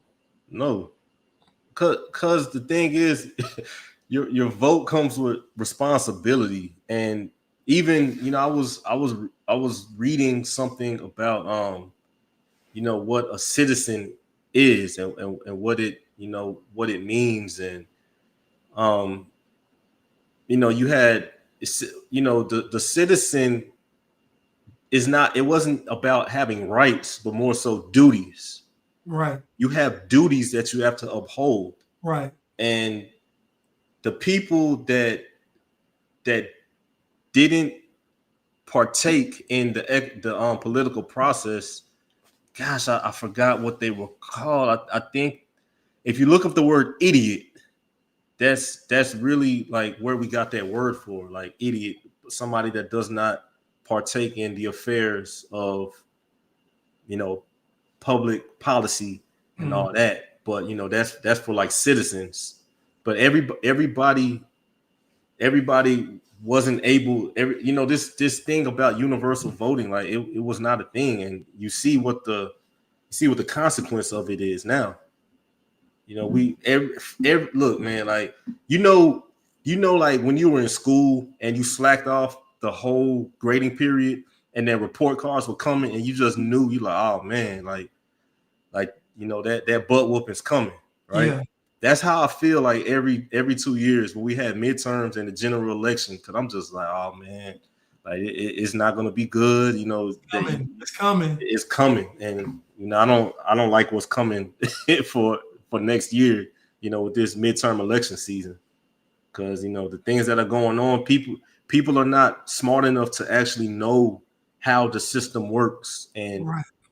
How to make it work for you. People are not smart enough, so they empower idiots, and these idiots empower more idiots, literal, like not literal, figurative idiots, to represent them. Right. And so you got people like Ilhan Omar, you got people like Beto O'Rourke, you got people like Bernie Sanders, Jasmine Crockett, all these people that don't stand for anything. At least the Republicans, at least they have a somewhat righteous platform. But Yeah. the Democrats and liberals, they have zero redeeming qualities. They have zero redeeming qualities. Zero. I mean, I got one more video. Anita said that men voted for the household. Yeah, men have failed. Men have failed this society. So a lot of men shouldn't vote. Like if you're a man that left your house, if you left your family, or like you one of these people that have like families on the other side of town, you can't vote neither. Like we need to bring back honor in society. I like that. Listen. I love that. Hold these men accountable. If you have any chink in the armor, you can't vote. So any chink, you can't vote. Yeah, we complain about women way too much, and it all starts with the men. Yeah. It all starts at the head. You know, if I don't know, man. Sometimes my spirit is just grieved when I just look around. I'm like, dang, like, how do we get like this? And then I'm like, man, it's an uphill battle to reverse course.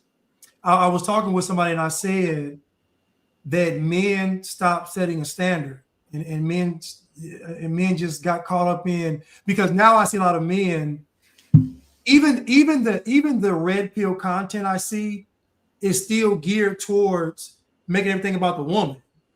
Like I'm like, dude, and that's what I talked about, like identity and purpose, and then your family, you know. And so I don't know. I think that men have really lost their way. Like you mentioned about consumerism, but I think a man's consumption is at an all-time high too. Like, you know, back in the day, a man consumed what? His labor, his family, his community. Like he was actively involved in family, building what was around him, community, everything. So his time really wasn't spent idly. Now these men have access to what the women have access to. When we talk about women and social media, the men are affected too. And I see the men's appetite to even compete with women it's crazy. It's crazy. It's crazy. And at the end of all of it, to me, it's still simping, because you guys are still making it all about women. You still simping, it's a different way. Yeah, the red pill space is very evil. You know, if men, like if men just stop giving women attention, Yes, I agree. like they would melt. Like they would just have a nervous breakdown. Right. You know, that's I mean, it's like I mean, like I'll give you an example. There's a guy at my gym. This dude said if he takes a bad chick out, he said he's gonna spend $600 at least.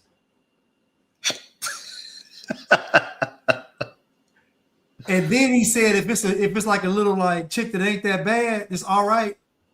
It's gonna be probably like $250 to $300. And I said, what? And he was like, yeah, because you spending based on the caliber of the woman. That's But that's what I mean. That's what I'm talking about. Like I'm like, dude, what in the world are you talking about? $600 on a date? I don't like. Go ahead. I don't like how we've just. I don't like how you know our culture has reduced men to their wallet and reduced women to their aesthetic. Right. I think it's very evil. It's really, you know, a lot of guys have anxiety because of that. They're like, man, I don't have enough money. Like I can't talk to her. And a lot of women, you see women are dying to be beautiful. Like they're literally they're injecting their lips with all sorts of poisons. They're getting BBLs, and you know, I'll see a good looking woman, and then she'll go and try to get the Kim Kardashian look, and then she'll just look plastic and look just terrible when she looked good before. You know, so I just don't like how we've reduced just each other down to these little vain things that, you know, that fade away. And I don't know, man. It's really just sad to see where we've come. You know, we used to be a glorious people. I'm talking about just the West in general, and even America. Yeah. You know, we used to be a glorious people, but now we're hanging on. You know, we shouldn't be.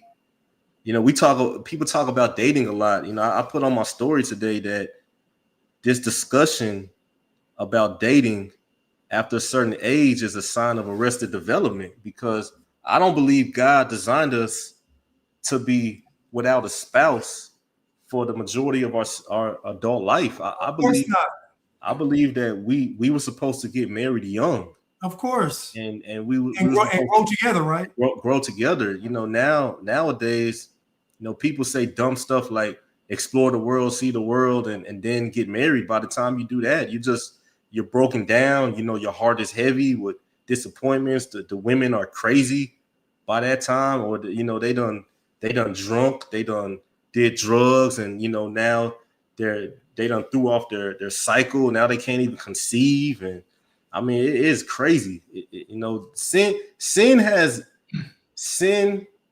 has economic ramifications, because you look at the birth rate. The birth rate is low. You know, so it's like we live in a nation that, you know, the government steals money through taxation. So if we're not burdening people, then they're gonna lose money. So what do? They open up the borders. They flood the borders. You know, and now you got a new group of workers to pay taxes. I like what you said. You said that, and I believe you hit the nail on the head with what is wrong with the dating market.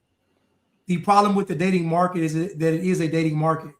The fact that it's not dating as to set a date for marriage, the fact that it is a dating market, what you said is powerful. You said that men have been reduced to how much they can pay. Women have been reduced to their aesthetics. And nowhere in that equation do we talk about the actual quality of the individual, the man or the woman. And so like I told you earlier, I see a lot of content online where men have dedicated countless hours of content of trying to get women. I'm like, dude, what's the point of getting a woman over and over again if the end result is you still on this podcast alone telling me that, like, it's just a dumb, vicious cycle. And again, the red pill movement should have been about a man finding a wife. Like, after you get all this red pill information, you're able to select a suitable wife, and then you go and get married. Not just red pill where you just keep running through women after women. It's just I don't know. It's just dumb. It's just stupid. But what you said is powerful. What men and women have been reduced to, and now the dating market is what it is. It is a market. The men are going to purchase essentially a good-looking woman or more bang for his buck with his money, and the women are going to the market to, I guess, maybe potentially find a husband, but more than likely just have a good time. No, they're trying to find a John. I mean, look at I don't want to say a trick. I mean, but we're describing prostitution. Like the more prettier prostitutes, you know, they probably cost more. I wouldn't know, because I know I'm too smooth to buy women. You know what I'm saying? Like, people just like me. I'm a hell of a guy. Listen, I'm not tricking. So you can listen. You can forget that. I'm not tricking at all.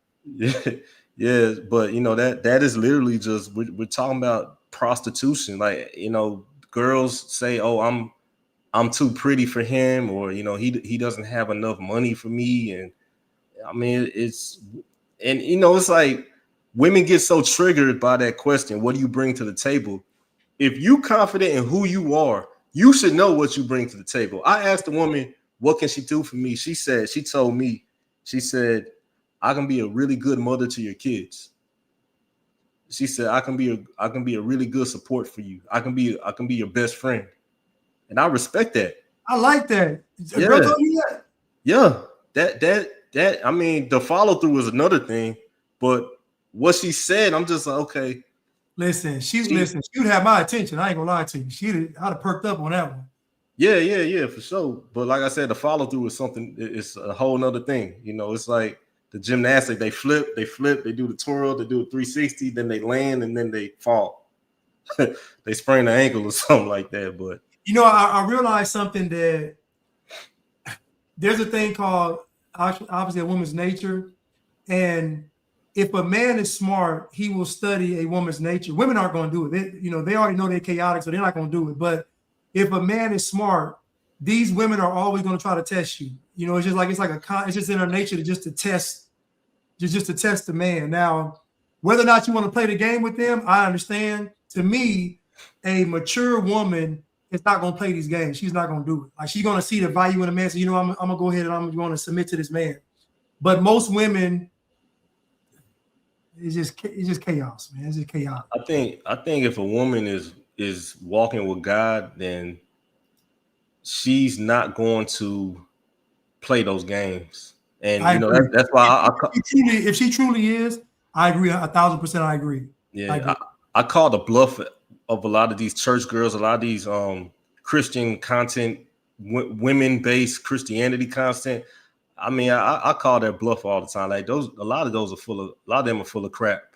They are. They're just like the worldly women, except at least the worldly women are honest. They're just like, well, yeah, I know I'm a hoe. Like, come get some. But you know, with them, Listen, man. I'm gonna tell you something. You said I'm tell you something. Most women that I've met that have said they believe in Christ and they God-fearing women, when push came to shove, they were actually worse than the worldly women. Because at least the worldly women they weren't putting on, like they weren't trying to put on, this is what it was, I'm this and that's it. And so I can respect that. What I can't respect is you kind of hiding behind the Bible, hiding behind religion, hiding behind the church, hiding behind Jesus. You kind of hiding behind it, knowing good and well that you really want what the other worldly women want. You just want to try to get it in a more acceptable way. Well, I think it's the way that I guess debauchery is marketed. Like you see people having fun and you know they're all loose and all that. But you know, I've been, you know, like we went to college, like, you know, I've been to parties and I would look around. I don't drink. I've never been drunk before. I look around, everybody be not in their right minds, and I'm just like, how can y'all be having fun? Like, you got to poison yourself to make you believe that this is fun, right? And so then when that intoxication wears off, you have to deal with yourself, you know. So it's like, and you know, the Christian women, it's like, are you really convinced about what you're saying? Do you really believe that there's peace in Christ? Because if you did, you wouldn't be so tempted with a lot of this whoredom that's out here. I like that word. You know, I like that word. I like that word. They're being tempted. They're being tempted. You know, but I think that all women, you know, all women really just want to be loved. They just want a guy that's gonna make them feel loved. And you know, and that's the evil of feminism, because it makes women lie. It makes women believe that they don't need a man, that they don't want to feel desired, you know, just as far as like their person, not their body.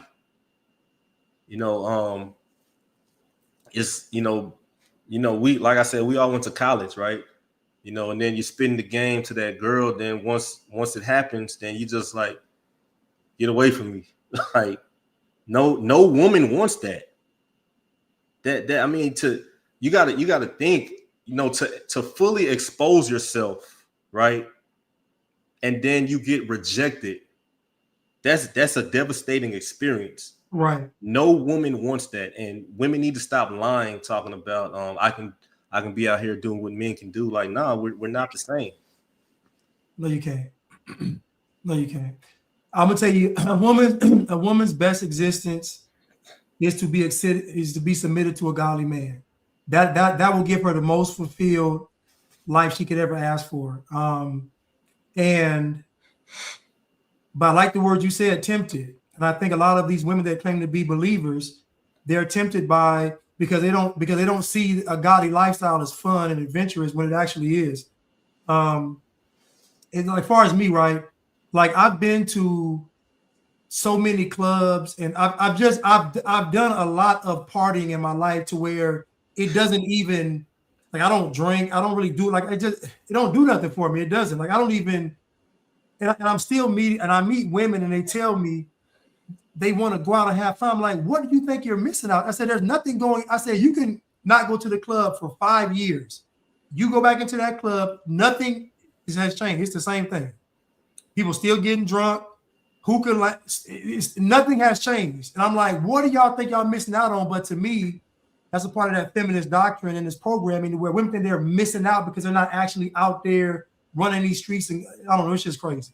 Well, I think a lot of it is I think a lot of it is vanity too, because it's worse now. Because at least back in 05 when I was in college, people are actually like, dancing on each other. But like people be on the phones now.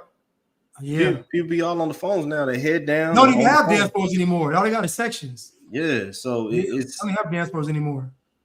It's really just I don't know. When I think about the world and I think about like what God has, and I'm not a churchy guy.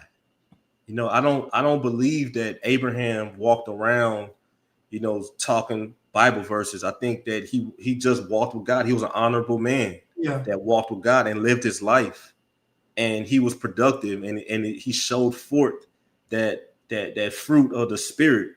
Whereas we look at the whole Christian idea of a man that doesn't look at women, that is buttoned up all the time, and doesn't that's not a man that's just a bigger woman. That's how we look at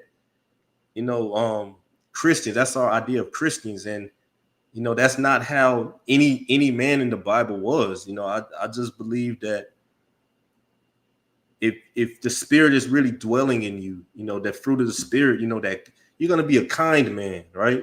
But that doesn't mean just because you're kind, that doesn't mean you're going to be weak. Right. You're going to walk with wisdom. Right. You're going to have integrity. Your presence is not going to demand but command respect. People are going to think about you and have hope. When you walk in the room, everybody's relieved. They're like, oh man, Blanche is here. Everything's going to be all right now. Yeah. O is here. Everything's going to be all right. The little kids come up, they run up to you and they hug your leg because they're so excited to see you. That's what a man, when we talk about like what a man is, the Bible has different words for men, but the first word, as like that we say for man is Adam. And it says that Adam is in the image of God. Mm-hmm. When you deviate from that image of God, you're a beast. You're a beast. You're an animal. Right. So, I think that and I think that's what we're seeing now. We're seeing men that are really behaving like beasts that can operate, a beast that can drive a car, and a beast that can do a job, but they do act like beasts. When we listen to them talk, it's very primal and it's very shallow and it's very just, and I'm just like, I really wanted to get into this whole kind of relationship stuff, but from a different angle, because I feel like what they've done to it is they've almost created this illusion that there isn't quality people out there, and there actually is. And so people are apprehensive, don't even want to even attempt to engage with anybody that could be a potential husband or wife. Well, that's where I was going with that, because we talk about like the Christian women. They're like, "Oh, I want a Christian man." I'm just like, okay, so what? I'm like, what do you really want a Christian man? Like, do you want a choir boy? Like what do you want a guy that that would rather go to church on Sunday rather than watch football? Because I'm not gonna lie, I would rather watch football. I would rather watch football because I don't believe that, or this is just my experience, these churches don't feed me anything. I'm like, a lot of the times I'm sitting up here listening to a man butcher God's word and do it confidently, and everybody's just clapping and saying amen. I'm just like, this is evil. They preach to women, just pray, God's gonna send you a husband, and so they create these women's ministries, and you know, all they talk about, they try to like decenter men. They talk about, oh, well, we're gonna praise God today, and Jesus is our husband, and you know, all that nonsense when God put a desire in them to want a husband, but they're not honest. And then when they get out here in this world, you know, they move with so much fear, because it's like they actually meet a man. Like there are a lot of men out here, like real men. Well, not a lot, but you know, there's a good sizable amount of men. Like I doubt that all these women have, you know, haven't ever ran into a man that's worthy of. Yes, they have. Yes, they have a lot. You know, He wasn't Chris Brown. They want Chris Brown that goes to church. That's what they want. Yes, and they, you know, they tend to pick him apart. And you know, even for me, you know, I learned that you know, I had to stop listening to that red pill stuff, because you know, even though I know it's wrong, it does have an effect. Yeah. And you know, I'd be like, man, like if I have all these standards for these women, I'm never gonna meet a woman that's worthy of, you know, my presence. I'm never gonna meet it, because I'm over here tearing her apart. There is absolutely no grace in this whole dating conversation. Everybody's looking to condemn somebody for what they've done in the past. You know, there's no mercy. Yeah, exactly. There's no mercy, none of that. And that is the most ungodly thing, to have no grace. Yeah, you know, on people. And I'm gonna tell you something. I talked to two young ladies, and you know, they both believe in. Okay, let's just say they believe, but they aren't really well versed. They want to learn. But what I liked is that both these young ladies said that, you know, they want a man to teach them. And I respect that, because I'd rather take a woman saying that to me, that, you know, teach me, show me that, than a woman coming to me telling me that because I'm telling you, the ones that say they already got it, no. No. You know, yeah, I had commented on your video one time about, you know, why women are so just in disarray right now. And if you look at the first man and the first woman, right? You know, we got Adam and his wife. And so, but you know, God had to raise up a new man, right? You know, we call him Jesus Christ. And it says that he's the new Adam, right? Mm-hmm. So if he's the new Adam, who's the new Eve? The church. But what is the church doing? What is the church doing? Like, and the irony of that is the church is filled with women. That's the irony of, like, the church is like 85% women. But what I'm even saying is that the church is supposed to model a perfect bride. Perfect bride, yes. And so, you know, if you look at Esther, the king had throughout his current wife, because they said that if we let her disrespect the king, then she's going to influence all the other women to disrespect and despise their husbands. So we got to get rid of her, right? So they brought in Esther. You know, she was a worthy bride. She was the model of, or like a foreshadow of, you know, what the church is. So, you know, I go back to what I said about in the beginning about, if the church can get its act together, if the bride of Christ can get its act together and rule in her position, in the glory that was given and entrusted in her, this world would not be as chaotic as it is. You know, because it's like the people that say that they are the church, you know, they are children of hell. You know, so it's like, what do we expect these women? These women don't have an example. Not only no example, they're being fed a horrible doctrine in church. Like so it's not just that it's no example, and they're going to church and they're not getting fed, they're getting starved. Like, so it's a double whammy when they come out into these streets. It's bad. It's bad. And I'm telling you, the more she says she knows the Lord, I'm telling you, man, it's the worse she's going to be. I'd rather have a woman say, listen, teach me. teach me, master, teach me, Lord. I'd rather have that than a woman come to me and say that she's Ruth. I really, or she a Proverbs 31 woman, or she. Just say, go ahead and say like, yeah, I'm a Proverbs 5 or 6 woman. You know, the woman you're talking about, don't go to her house at night, or, you know, say you marry Magdalene or even Rahab. Say, look, I know I'm a hoe, but can you save me? You know.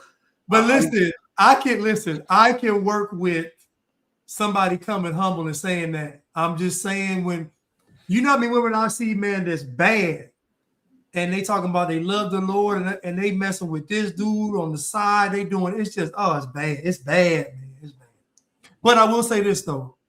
I think that, like you said earlier about grace, and as men and women, we have to be willing to take a unfinished product. We have to be able to have some discernment. We have to be able to have some wisdom. We have to be able to see that this person can be this, because this ready-made stuff is going to be very difficult. I'm just telling y'all, it's going to be difficult.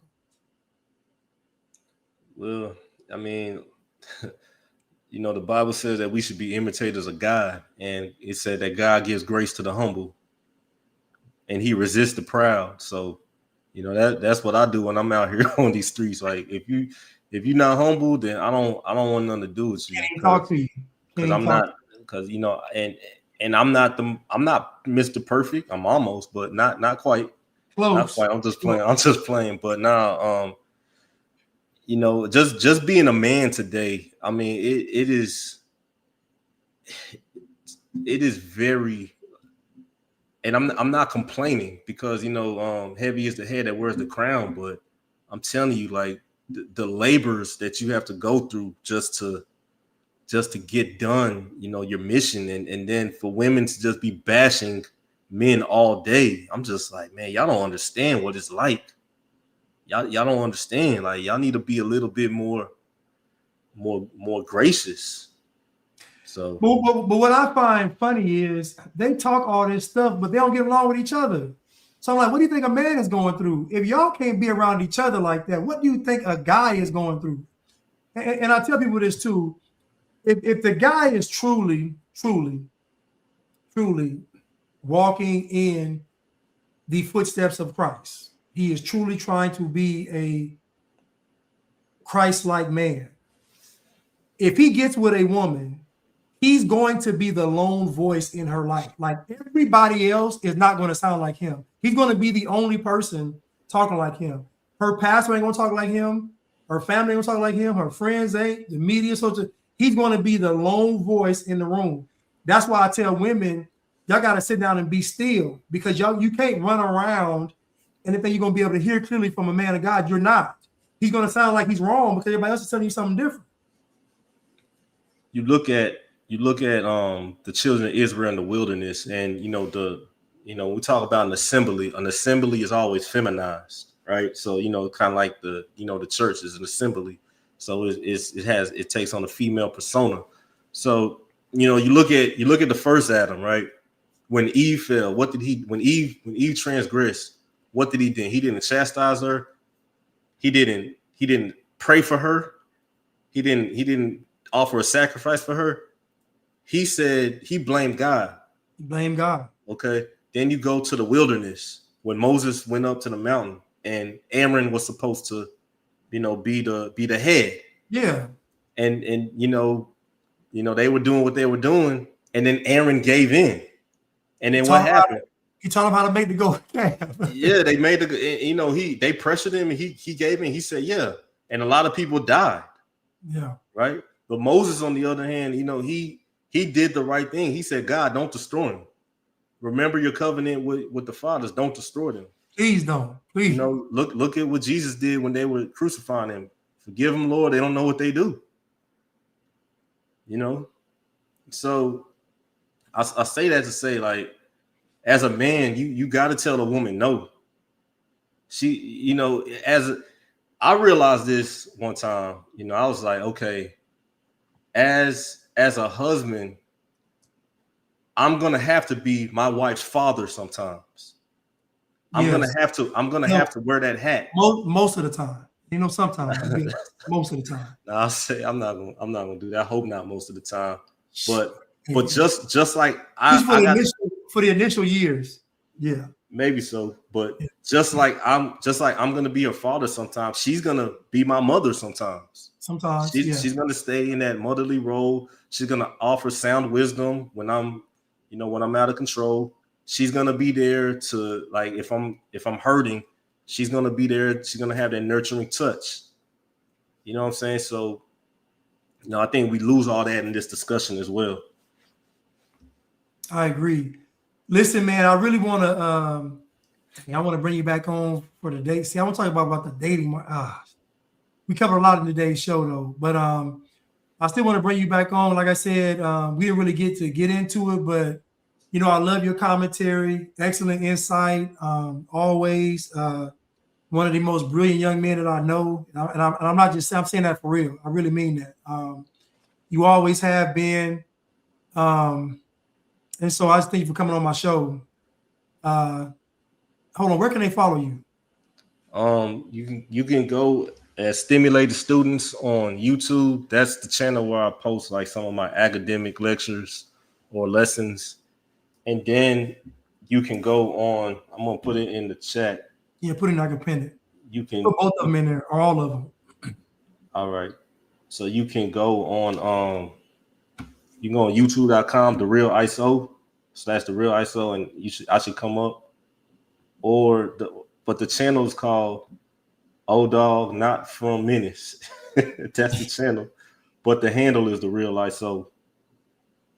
And that's where I post like all my my commentary on social things. I can't go live on YouTube. I mean, I can't go live on Instagram no more because I don't have 1,000 followers. So Are you serious? Yeah, I can't go live because I don't have 1,000 followers. That happened like 5 months ago. So that's why I don't do live videos no more. How many you got? Like 577. Man, make sure y'all go follow Real nice. ISO. Listen, man, listen. That is a travesty that he can't go live. Him not being able to go live is sacrilegious, is blasphemous, is communist. All these folks running about on social media and he can't talk. Man, come on. No. Yeah. It's funny because I was looking for a female co-host, but then they just told me I can't go live no more. So I was like, dang, like there's no point. I remember you were going live with Lydia, yeah. Yeah. That's crazy, man. Listen, man, I really have been prompted, and this woman right here, she's my business partner right here, Miss Anita. But we're gonna start something in a couple of months. But I really want to bring you back on and talk about some of these this dating stuff because you are younger and you have a different perspective. I'm kind of looking at the game from the outside looking in. You're kind of entrenched in it. I'm assuming trying to find a wife.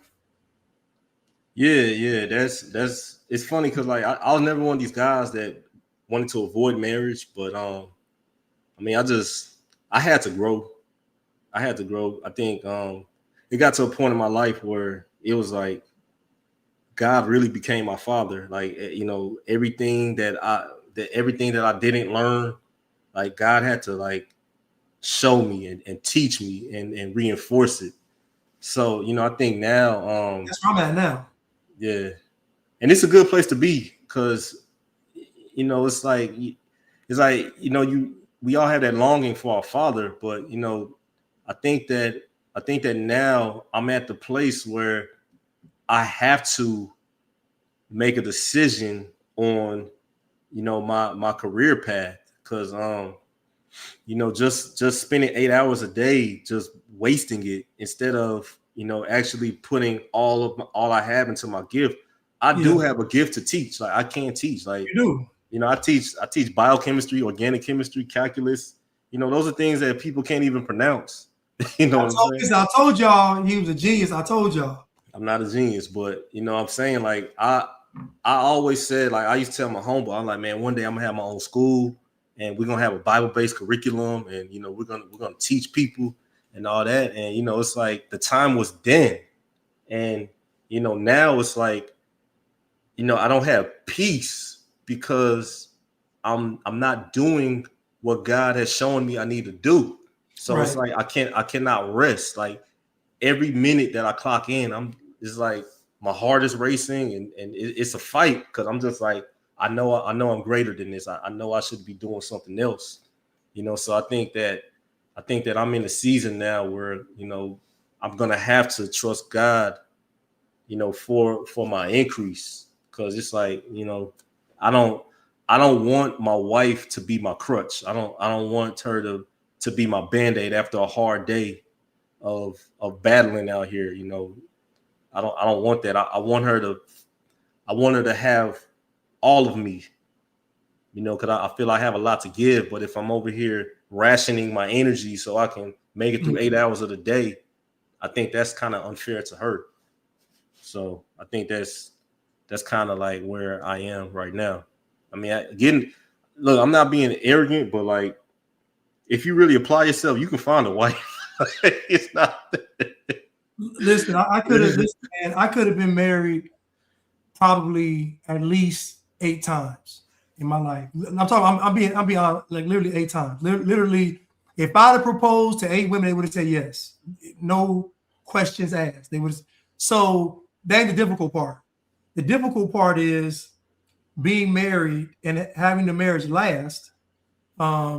Being married and actually being happily married, and also being married to a person that is going to motivate you to be your best on either side, her with you and you with her. I just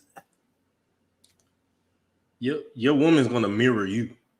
I I mean, listen. that's just what it is, and that's what I learned.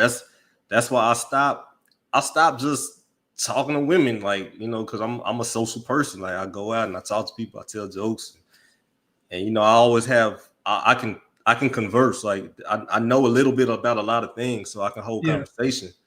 And they say knowledge is an aphrodisiac. So I had to stop just talking to women because, like, I'm just like, man, I'm gonna give the wrong impression. Like, these women gonna start liking me. So I'm very intentional about who I approach. Listen, when I tell you, I ain't gonna say it. I'll say it for another show, but I'm just saying that a lot of guys' daughters out here, and I respect that. So that's what that's what I respect. Yeah, I got you. Yeah, I got some respect. But man, thank you for coming on. I want to bring you back on, man. I really want you to be able to go live. I don't like that because your voice should be heard. I don't know what Instagram is doing. It's crazy. But anything else you want to say? Yeah, like I said, man, these thoughts and all these things that I believe, it did not come easily. I came kicking and screaming. I did not, and I'm already a person that my beliefs usually isolate me. I mean, look at what happened during COVID. Like, I was the only one in my family Right. that didn't want to get it. But it's even worse when it's like, okay, It's that and the scriptures. Like, you know what I'm saying? yeah, and so it's a lot of people think that I'm a heretic or I'm an unbeliever, and I'm just like, man, look, you can say what you want about me, but I have to be accountable to God. I have to be accountable to what He shows me. Right. I had to empty myself out. God had told me. Well, I'm not gonna say God told me, but I mean, it's like this voice in my head. It was like, and it could have. I'm sure it was God, but Holy it Spirit. was. Yeah, I mean, which is God. Yeah. So It said, it doesn't matter how right you feel you are. You could be wrong, so you need to humble yourself. And that's when the learning accelerated. I mean, like, I read the Bible now. I wish I had brothers to, like, just fellowship with and just talk about things, life. I wish I had brothers to really just fellowship with. And you know what I realized when you just said that? So I noticed that I had that, and then when that went away, that's when I started stuff started going down, because iron sharpens iron, and when you're going through stuff in life and you don't have anybody to share it with, you just internalizing everything. It's just like the stuff becomes overwhelming, and especially when that's happening and you want to be in your purpose and you try to, like, all this stuff happening at one time. And so I understand 1,000% what you mean, and I'm telling you now, a lot of men are going through this. A lot. I'm talking about a lot. Like, you would be surprised. I'm talking about married, single, don't matter. A lot of men are going through this, dude. A lot. I'm not surprised. I mean, that's the basis of my content. On if you scroll and just watch a random video on Instagram, like, these are the things I'm talking about. Just how men are just suffering. So They are, and guess what? And I was suffering. Listen, I was suffering too, and I had to, and I went to God, and man, listen, I ain't even gonna listen, man. I was suffering too. I ain't gonna lie to you, and a lot of men are, and it's sad and it's tragic. And I didn't know. I thought I was going through it by myself, but no. Unmute your mic. Hold on.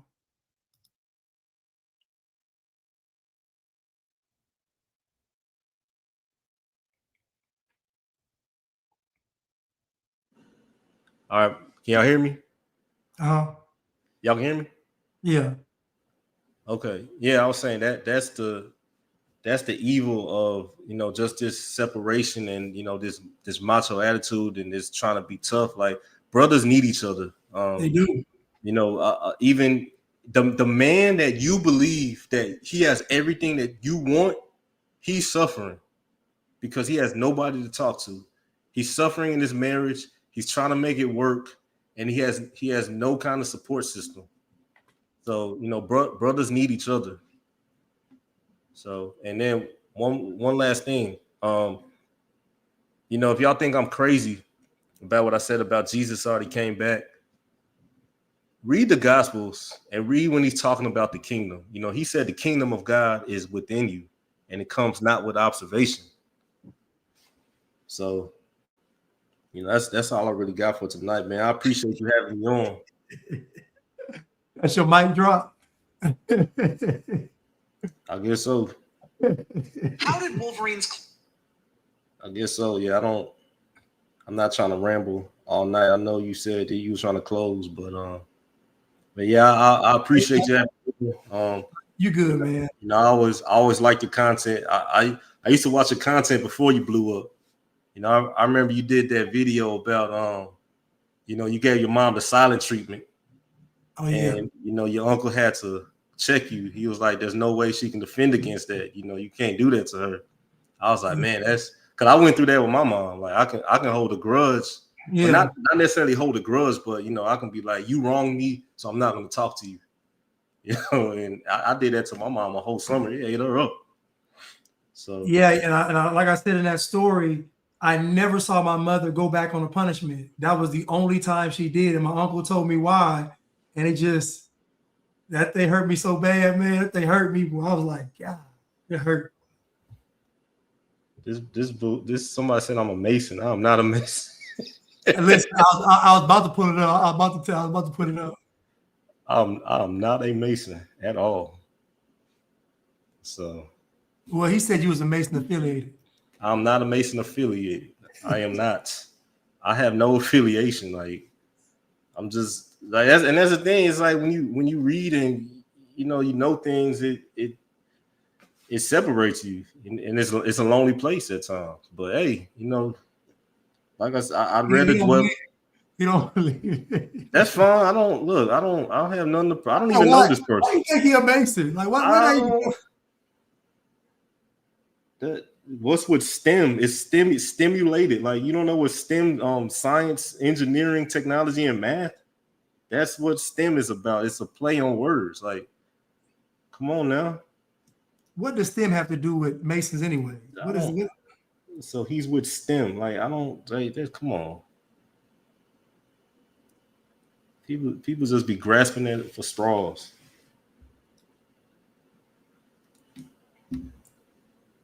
Like, watch the channel. I'm talking about math. I'm talking about algebra. I'm talking about chemistry. Like, that's STEM. Like, what are you talking about? Man, I swear to God, man, people tripping. Man, I meant to ask you, man, what happened to Che, man? I used to love his content. I don't know, man. You know what's crazy? I was just thinking about Che last week. I'm like, where is he? He just, I don't know, man. I guess he wanted to live real life. I don't blame him, but I used to love his commentary, man. It was so insightful. Me too. Yeah, I remember I met him and his wife, man. She cooked. He is a cool dude, man. Him and his wife, they so cool, man. I need to get him. I might call him. Yeah, I think that's. I appreciate authentic people. One last thing. It's funny, like people calling Candace Owens a grifter and fake and all that stuff. Here's the thing: Candace Owens has been the same person she's always been. That's what I've noticed. I ain't noticed no difference in that. That's what I'm saying. Like I've never really watched her. I don't subscribe to her. I don't follow her. I hear the things she say, and I take it. I'm just like, okay, whatever. People say she was so smart when she used to trash black people and liberals. Now she turned her attention to the Jews, and now all of a sudden she's losing her mind. Now she dumb, she crazy. I think she really believes what she's saying. I think she more believes what she's saying now than what she did, what she was saying when she was bashing black folks, to be honest. Right. So I feel like she's done more research on this topic than she did with black folks, in my opinion. Yeah, because I think you can call it research. Yeah, I just don't. People calling her smart. I'm like, it don't take Einstein to see that niggas are evil or niggas are degenerate. It don't take Einstein to see that. No, I mean it doesn't. It doesn't. But I'm gonna say this too, though. Prior to this Charlie Kirk thing, right, and prior to the whole Jew thing, when was Candace Owens called wrong? Like she had the BLM documentary. That was, people said that was good. She was to speak in Congress and all that. That was all like she used to like. It's funny that everybody's talking about how brilliant and smart she was, but they never called her wrong. And then all of a sudden she talks about this particular topic, and then she loses all credibility. I'm like, how if let's say she's wrong. How is me being wrong on one topic, or let's say even two, discredit me totally? Well, I'm not too privy to geopolitics, but when it comes to this chosen people stuff, she is very right. In fact, most of the Christian world is wrong. They're telling her that they're the chosen people, and they are not. And when you, I'm asking a question. So I'm glad you brought this up. So why are they not the chosen people? Because those Deuteronomy 28 curses, when it said that if you do not keep my covenant, I'm going to do all these things to you. True. That's what happened. Why did they get kicked out of the land? Because they disobeyed. Yeah. And it says, and God said, if you read Deuteronomy 28, it says, I'm gonna put all these things on you until you are utterly destroyed. True. It does. Okay. Say that. So it's like, what are we talking? What are we talking about? The Christ is the fulfillment of those covenant promises. It says that if you keep my promises, you're going to be a priestly nation. You're going to be a people blessed above all people. And you look at what Christendom has built. Now it's not perfect, but you look at people that have stood on righteousness. You look at everything they've built. I mean, just look at the pandemic. Look at all those doctors that didn't back down. Dr. Stella's clinic is like 3 miles from me. I mean, it was crazy busy when she was during that time. All those doctors in California. Joseph Ladapo in Florida. He's the chief doctor, the state of Florida. All those people that stood on truth, they were exalted. Mm-hmm. This is what happens when you do not back down from evil. You know what I'm saying? So, we as Christians, we have just decided to, well, I'm in this world, I'm not of it, so I don't want nothing to do with it. When we're supposed to be transforming this world. True. We're We're supposed to be the salt, right? We're supposed to be the salt, the light. The salt, the light. What does salt do? Salt is preservation back then. What was the first commandment? Have dominion and subdue the land. Yes. Everybody else is doing. The Jews are doing that.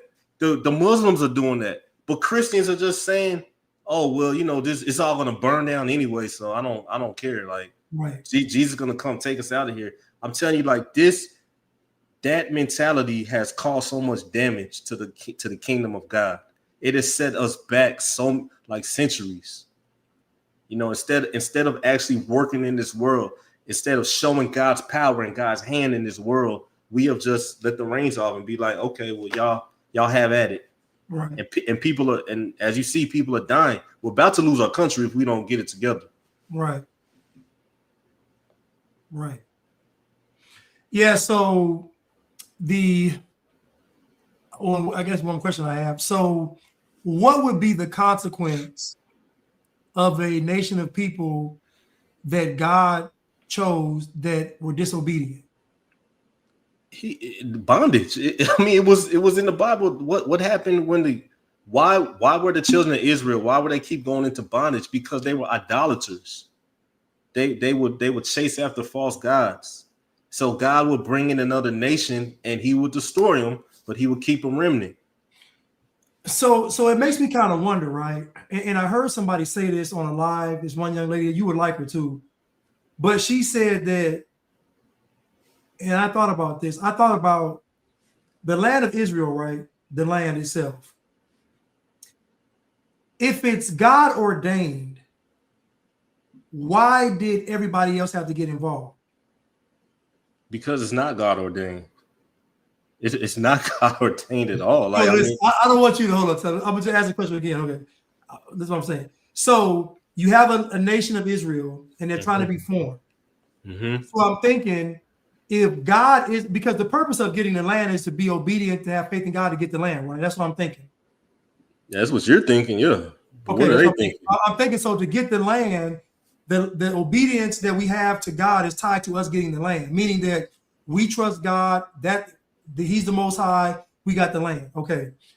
So my question is, first question, why would everybody else have to get involved? And second question is, isn't that kind of going against God if people intervene and these people getting land if they're being disobedient?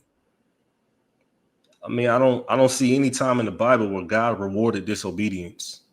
If you look in Exodus, and I think it's Exodus 19 or it's 19 or 20, 18, 19 or 20, God is talking about when you get into the land, I'm going to send an angel before you, and to obey that angel and listen to him because my name is in him. Now, people don't understand that an angel is a messenger. An angel is not necessarily always a heavenly being. An angel is a messenger. That messenger was Joshua when they got into the land. He was the one that they were supposed to listen to. However, the ultimate fulfillment of that is Christ. So God told the people to listen to that angel. Before Moses said there's a prophet, he said that God said that he's going to raise a prophet that's like me. And when that prophet comes, listen to this prophet. And if you don't listen to it, God is going to hold you accountable. You know what I'm saying? So, the whole progression of the Bible leads to Christ. And all the people that were disobedient, God destroyed them. That is a constant theme in the Bible. The disobedient get destroyed. That is a constant theme. I mean, even if you look, there was a Roman emperor, and his name was Julian the Apostate, and he hated Christianity. So he had paid money to a bunch of Jews to come and rebuild the temple. And when they got all the supplies, legend has it, when they got all the supplies, there was a big earthquake. It destroyed the foundation, and then like lightning came and set everything on fire. And that was after the temple in Jerusalem was destroyed. That was like 4 centuries later. His name was Julian the Apostate. Read about him. So they've been apostate. Yeah, they've been trying to rebuild the temple, but Christ already built the temple. It's called the church. Peter talks about how you are living stones built upon the corner. The stone that the builders refused has become the chief cornerstone. Yes. And you are living stones that are built about for this house where God dwells. So that's what I'm saying. Like it's not, Jesus did not lie when he said he was going to come back. C.S. Lewis, it was either C.S. Lewis or R.C. Sproul, when he was talking about Matthew 24, he said that's the most embarrassing verse in the Bible because Jesus was wrong. So if Jesus is wrong, then that makes him a false prophet, and that makes the apostles false apostles. But he was not wrong. He did what he said he was going to do. Somebody wrote that? Yeah, he was a major theologian. I think it was C.S. Lewis. He said that Matthew 24 is the most embarrassing verse in the Bible. And he is a chapter or verse? It was Matthew 24. I'm saying, but what verse? Chapter 24? It was the one when Jesus said, "These things shall this generation shall not pass, so all these things come to pass." So it's like a lot of people say that the apostles thought that the end of the world was coming, but that's the thing. It doesn't say the end of the world. Like they're different words for world in Greek. You have 24. Yeah, it's Matthew 24. You have the word cosmos. Cosmos means like the order of the creation. And then you have the word ion. Ion is where we get the word eon. So eon is just like basically a period of time, or like an era. So when it says when is the end of the age, like that's a better translation. When the apostle said when is the end of the age, and Jesus said when Jerusalem is surrounded by armies and all these things, run to the hills and all that. So all that stuff already happened. So it's like we're over here waiting for the end of the world. We should be fighting. We should be fighting against the economic forum. We should be speaking the word of God. We should be conquering nations with the word of God, which is the sword of the spirit. But we don't know our role. So that goes back to identity and purpose. Identity and purpose. Yep. Thank you so much, man. I'm going to bring you back on, man. I have to. You have such a wealth of knowledge, great perspectives, and hopefully you'll come back. Yeah, I'll come back. Just let me know. You got my number, so just hit me up. We'll have a more structured show. Today was really just freestyle. I don't know if they even titled this now. We talked about so much. I'm gonna just put down blacks, chosen people, blacks, politics, and everything. Yeah, but again, thank you for having me on, man. I appreciate it. All right. Thank you for coming on, man. I really appreciate it. Thank you. Yeah, no problem. Y'all be sure to follow him, please. All right, y'all. Thank y'all for tuning in tonight. Went a little long tonight, but it was worth it. That's the real ISO, Stimulated Students. Please follow him. Great content. Great man of God.